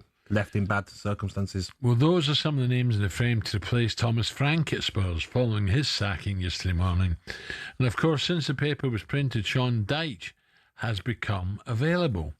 Gab, what do you reckon? Do you think there's any chance that Spurs go after Sean to at least the end of the season? Because everyone's talking about Poch after the World Cup. Why not? Why an emphatic no? Because why would you... Okay, Sean Dyche, Nottingham Forest, 18 games, won 6, drew 4, lost 8. Nottingham Forest were 18th when he took over in October, now they're 17th. Why would you in Spurs, you sack Thomas Frank to try and stay in the Premier League, go and get a manager that Nottingham Forest don't think can keep them in the Premier League? If that happened, then we all might as well stop, because it just doesn't make sense. Out of all the managers in the world that can come in, you're going to go and get Sean Dyche, who got sacked because the owner, Marinakis, doesn't think he can keep his side in the league. Doesn't make sense. So that won't happen. What's interesting, the Tottenham fan from Ipswich, was it Danny? Yeah. Danny was talking about Kieran McKenna, Ipswich. And you think, oh, Tottenham, big club. Would he? Listen, it wouldn't bother Kieran, I don't think, if he was to leave Ipswich. But I think Ipswich have got every chance of coming up, and Tottenham have got a chance at the moment of going down. But do you think it's about the club size, the wages, what Ipswich are paying him? Could Spurs pay him 5 times more, maybe? Maybe, yeah. Is that something that you look and say, you know what, I'm doing a good job at Ipswich, but you know what? I don't know him, right? Yeah. But I do know at the moment it's chalk and cheese, Ipswich to Spurs. Spurs is massive. Yeah. It's really nervous times if you're Spurs fans, and especially the Spurs board. You have to make the right signing of a manager. Well, they've got another 10 days to the game. Some people might say as well, it's too big a job. Well, look at the boy at Chelsea. Look at Keith Andrews. Yeah. They're doing all right, aren't they? Yeah, but what I don't get as well is, I agree with Crookie on that, and I made a joke about days off. How, after recent results, I know there's another 10 days or 12 days when they'll play their last game before they play Arsenal. You give the players 5 days off. No. But what for?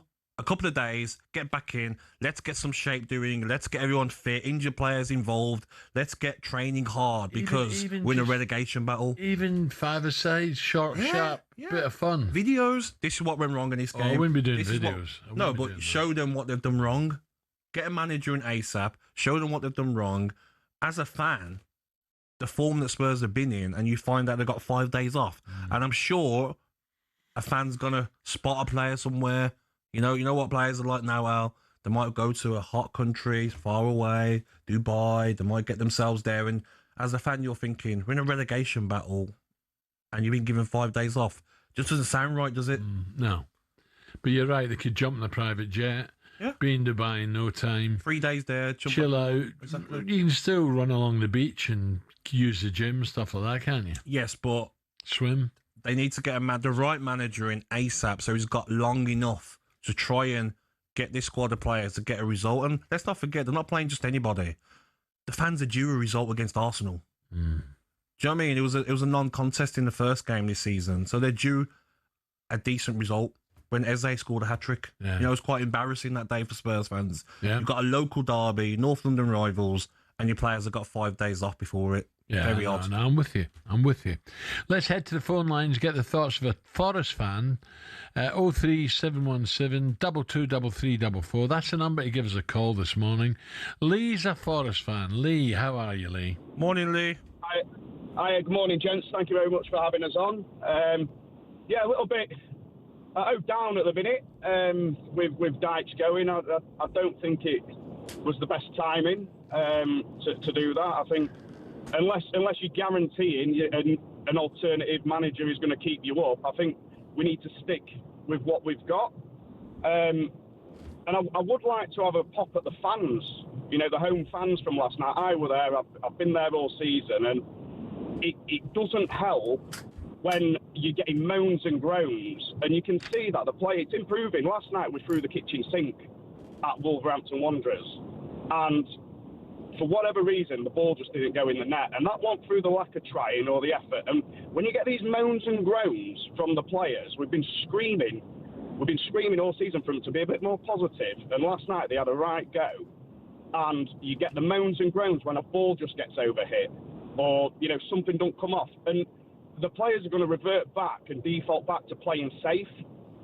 And I think the fans have got in the sack last night because Marinakis doesn't need encouragement to pull the trigger, as we know. Yeah. And after it, that wasn't a boo performance. They all got there was enough of them. It wasn't the entire fan base. It was a lot. It was enough, and there were a lot of boos last night after full time. And I don't think it warranted a boo.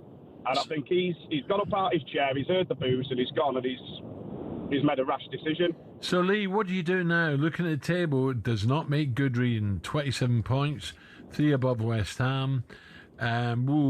Just two behind Spurs, who are managerless as well. What do Forest do now? Look, it is the Forest way. It's typical Forest. We'll go pull a miracle out, and I'm a Liverpool at home or something, and everything will be rosy again. We've always been that one result away from putting a big gap between us and West Ham again. So I think the squad is very good. I think the players are very good. They've shown that they can compete with anyone. But I think they have set up away from home. They've got one eye on Europa. I'm a bit worried. I'm not going to Istanbul because I think we'll, make a meal of that and not really focus on it, prioritise the Premier League. So I think it has hurt us more than we recognise. They seem to be focusing on the next game rather than the game that they're playing today. Yeah, we shall see. Lee, Luke, thanks for the call. Keep your chin up. Thank you. Coming up, we turn attention to a massive game in the Premier League tonight. Live on talkSPORT, don't forget, Arsenal going to Brentford.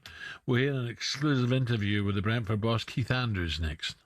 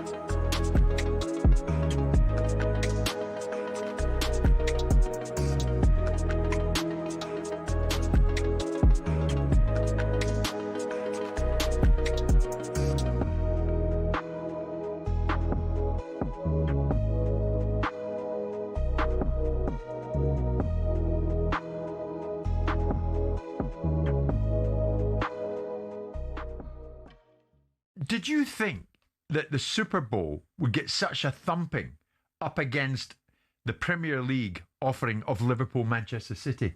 I thought it would be much, much closer. You're talking about a difference of 500 million. You are. But you're talking about, I've had this argument with Brian T. Smith, who comes in here, who I very much like, and makes the case that the Champions League final, I'd say, dwarfs the Super Bowl, and he makes his argument about scale. It makes my argument. Of course it makes my argument. But then you have to look back underneath it and say, this is a worldwide global audience that's watching the Premier League, watching arguably the biggest game in the Premier League. Yeah. And you've got multitude of broadcast deals around the world for a global sport. Ostensibly, despite inroads into various countries where you've had the NFL on tour and it's made its way into Germany and it's made its way into Poland and it's made its way into the UK, it's a North American sport.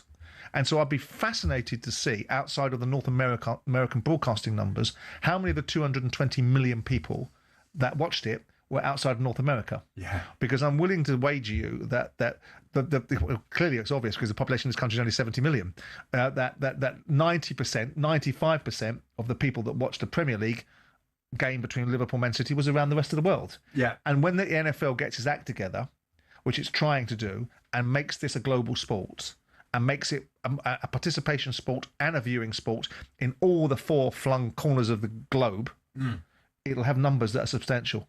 And 220 million people watching it.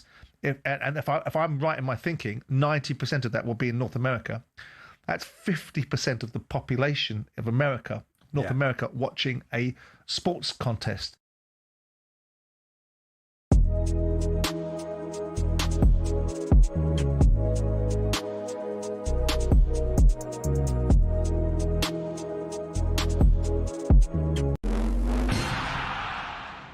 Over the last few years, Formula One has gone from elitist and insular to a global entertainment brand. The transformation's down to American investment group Liberty Media, who cultivated a new image for the sport since buying it in 2016. Better access to drivers, improved content on social media, and tapping into the US market have given F1 a massive boost in both attention and revenues. But is everyone happy? The fans certainly are, as evidenced by Drive to Survive. Almost 7 million people per season have tuned in to get all the gossip and all the drama from the paddock. The extra exposure means the drivers can demand a higher salary too. In 2010, the top drivers were earning $20 million a year, which isn't bad. But now, the very best earn 3 times that, with Max Verstappen getting a whopping $65 million in 2025. But money doesn't always buy happiness. Some drivers, including Verstappen, don't like the pageantry the changes have brought about. In Las Vegas in 2023, Verstappen said the drivers were made to look like clowns, and the event was 99% performance and 1% race. Some purists who still watch the sport feel the same, and that the spirit of competition has suffered. But Formula One and Liberty Media don't look like slowing down anytime soon. So expect more races, major events and exclusive access in future.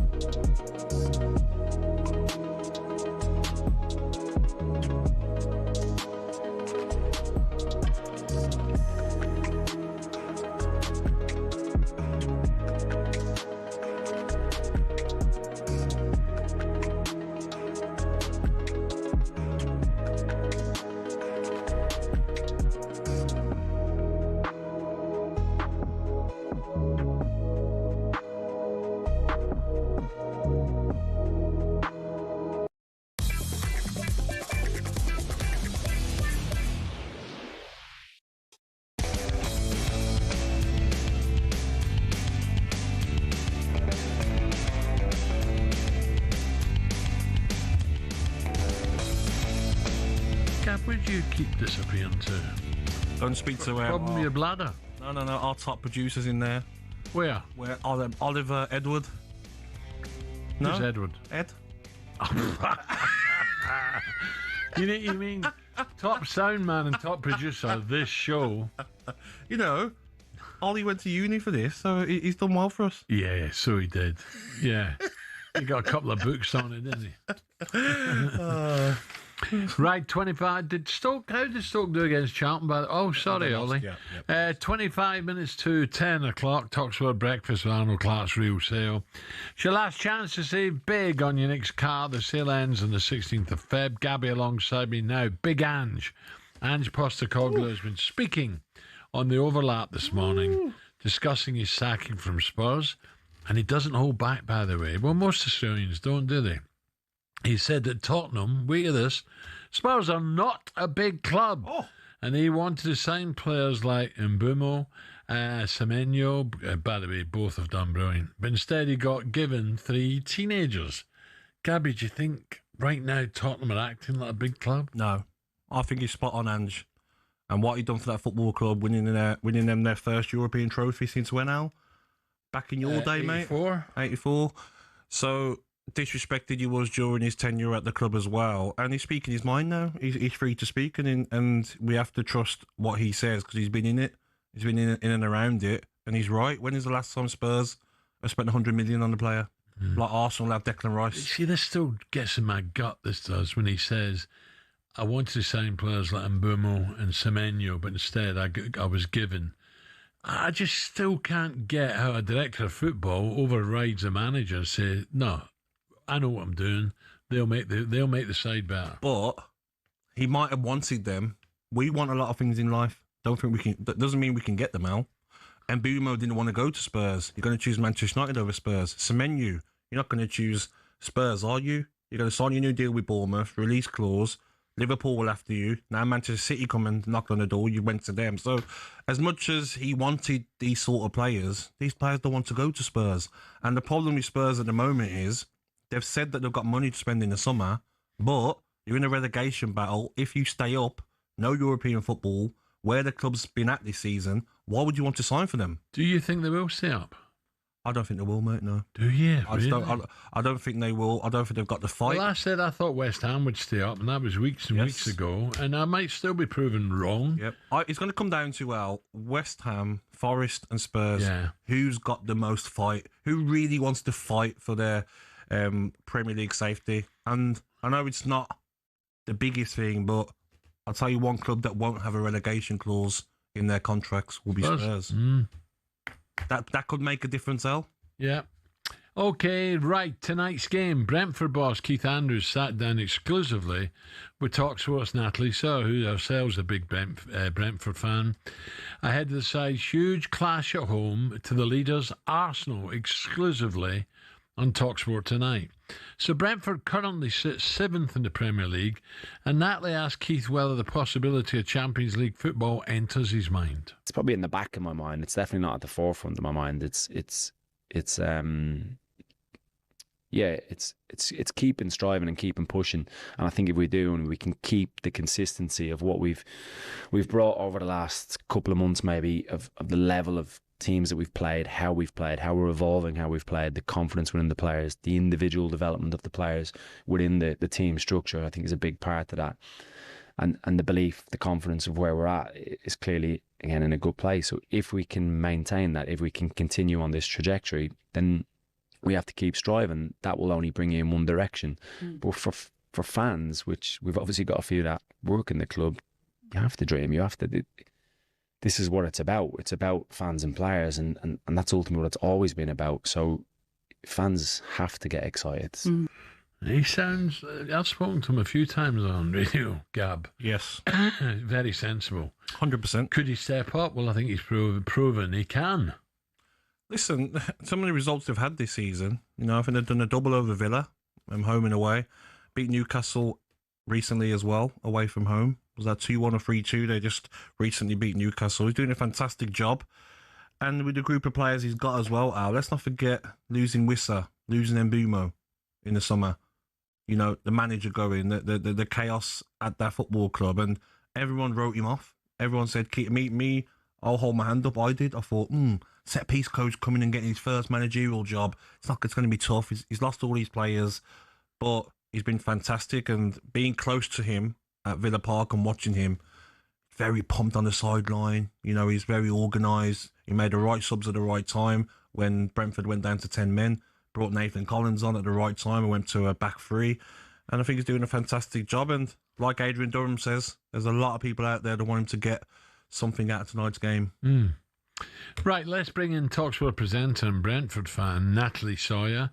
The former manager Thomas Frank was, of course, sacked yesterday after 18 months in charge at Spurs. Natalie, very good morning. Good morning, Natalie. Morning. How are you both? Very well, thank you. Good, Natalie. Natalie, just on let's do the sackings first, and then we'll get into your side. First of all, Tottenham without a manager, and now Forest. I know. What a funny old day it turned out to be yesterday. Obviously, on the Thomas Frank thing, you know what I think about him. He's an absolute legend, and many Brentford fans would say the same. So I'm sad for him. It never felt really it was the right club for him. I do think, and I've heard you guys talking about it already this morning, Tottenham are in a mess. They are in a mess right now. The squad is not good enough. We can see that. You've said about giving the players 5 days off. Why are you rewarding them? I know. Failure that they have had. And when you read some of the articles, and whether they're true or not, that have come out since Thomas's sacking, the disrespect some of those players clearly showed him. Those players should not be rewarded now with those 5 days off, in my opinion. I am biased, of course, because I absolutely love Thomas, so I'm very sad for him. But I hope, we'll still see him back in a dugout somewhere soon, and he'll hopefully reap the rewards somewhere else. And as for Sean Dyche, my goodness, I don't even know what to say about it. I woke up this morning to the news and was absolutely shocked by it. I think I did hear one of a Forest fan on earlier, Sophie, who spoke really, really well, I must say. But to back an owner, and I know you have to, but to back an owner who has brought in 2 managers this season who have both failed in his eyes, I think you have to start asking questions of the owner or of Edu. I think that's just natural.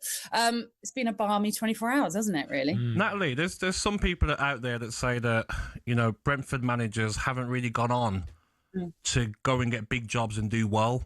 Is that fair on Thomas Frank? Was maybe Brentford where his level was?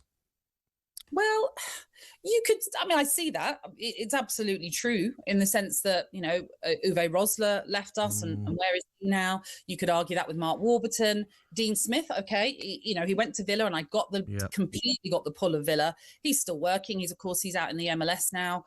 And then Thomas Frank as well. I think it's very hard for managers to turn down the pull of a club in a higher league. So I don't blame any of them from going on to do that. And I don't necessarily think Thomas was wrong to try Tottenham. I think he had no choice because he felt as though he needed to challenge himself. And I think he'd have been fool really not to. Agreed. But obviously, in hindsight, it wasn't the right club, unfortunately, for him. Yeah. Gab, what about... Gabby, I tell you what we'll do. I was going to talk to you about Brentford, but Natalie, in terms of tonight's game, do you think Arsenal will tweak it a wee bit, or have they got to play almost the strongest 11? How do you think he sets up tonight, Arsenal? Is it a must win? Now City have closed this gap a little. Absolutely. It is a must win. Listen, I'm under no illusions. This is going to be a tough game for Brentford, even though we are coming into this game in some pretty decent form. But we lost our last home game, and funnily enough, that was to Nottingham Forest. And we weren't very good in that game. And we've not won 3 in a row under Keith Andrews yet this season. But as I heard Gabby mentioning, the 2 great results we had recently against Villa and at Newcastle as well. We saw the versatility of Brentford in both of those games, going very sort of defensive heavy because we had to against Aston Villa because we went down to 10 men.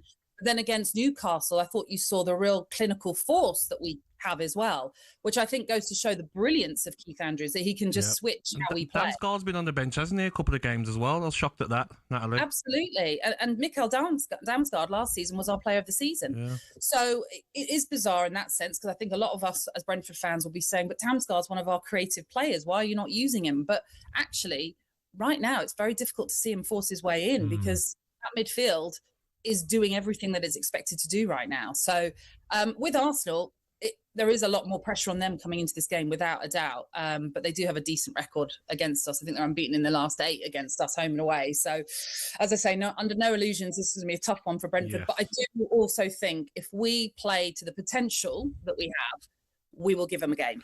Natalie, Brentford's social media team called out young Gabby after they beat Villa a couple of weeks back, and Gabby was not happy at all with them. This was his response. Have a wee listen.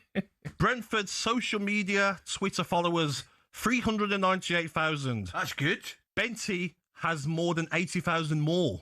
Adrian Durham has only 5,000 less. And also, Ali, to finish off, their stadium, for me, should be folded away after games and used as a motorway.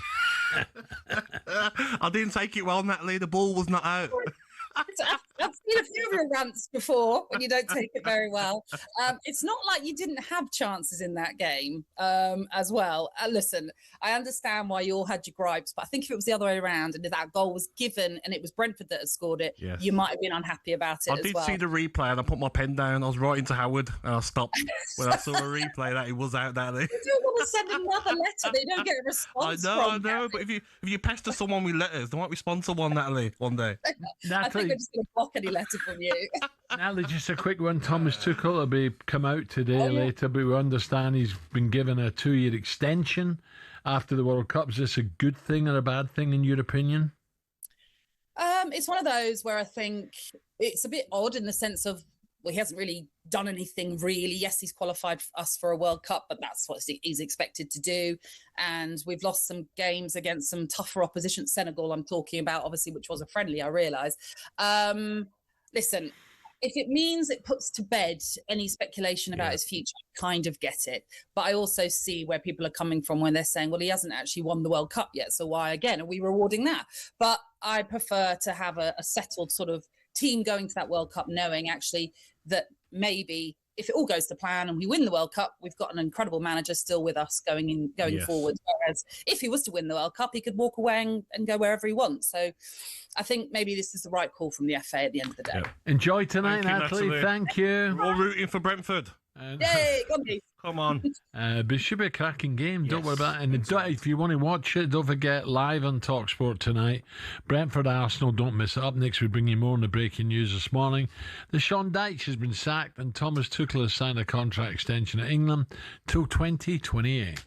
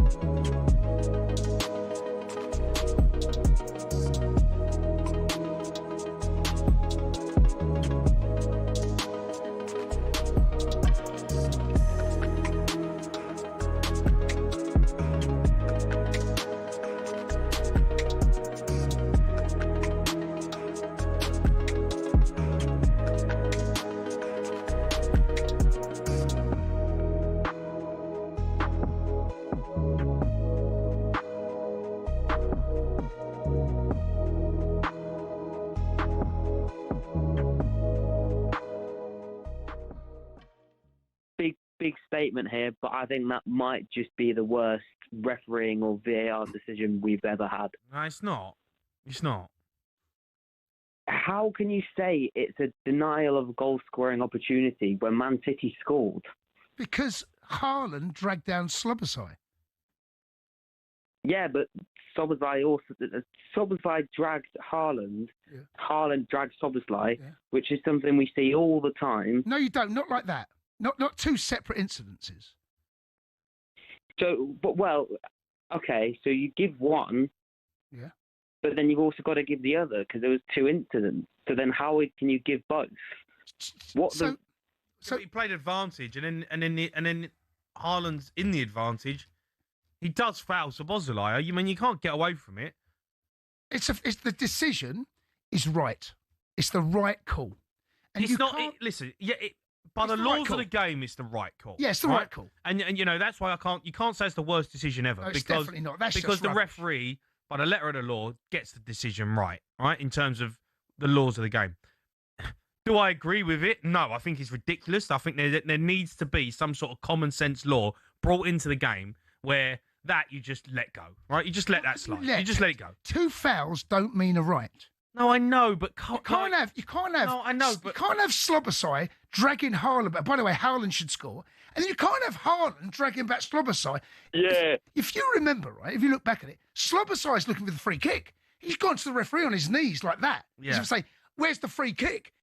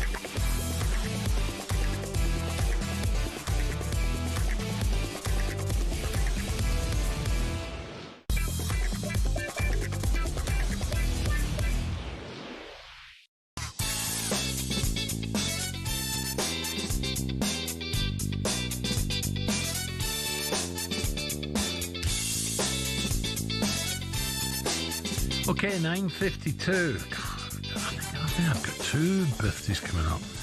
Olympia and Dottie. I think Dottie's my daughter's girl. Expensive time. Oh, I don't mind that, but I just hope I've not got it the wrong way around. Wrong grandkids. Oh, dear. Right, what do we know this Thursday morning? Well, the short answer is a lot. And here's how we've brought you the drama this morning on talkSPORT's Breakfast. Sean Dyche has been sacked as Nottingham Forest head coach. It wasn't surprising. I don't know where the club's going to go forward. I don't know who they're going to appoint next. But the real reason, in my opinion, and quite a few Forest fans, is Edu. I think if you look like Harry and you look like Sam, there's so many managers who aren't in work, they've got so much experience. Finding ways to win football was always an art. I think over the last 5 or 6 years, we've tried to find ways of looking sexy and win games of football. Why are we better than Pochettino?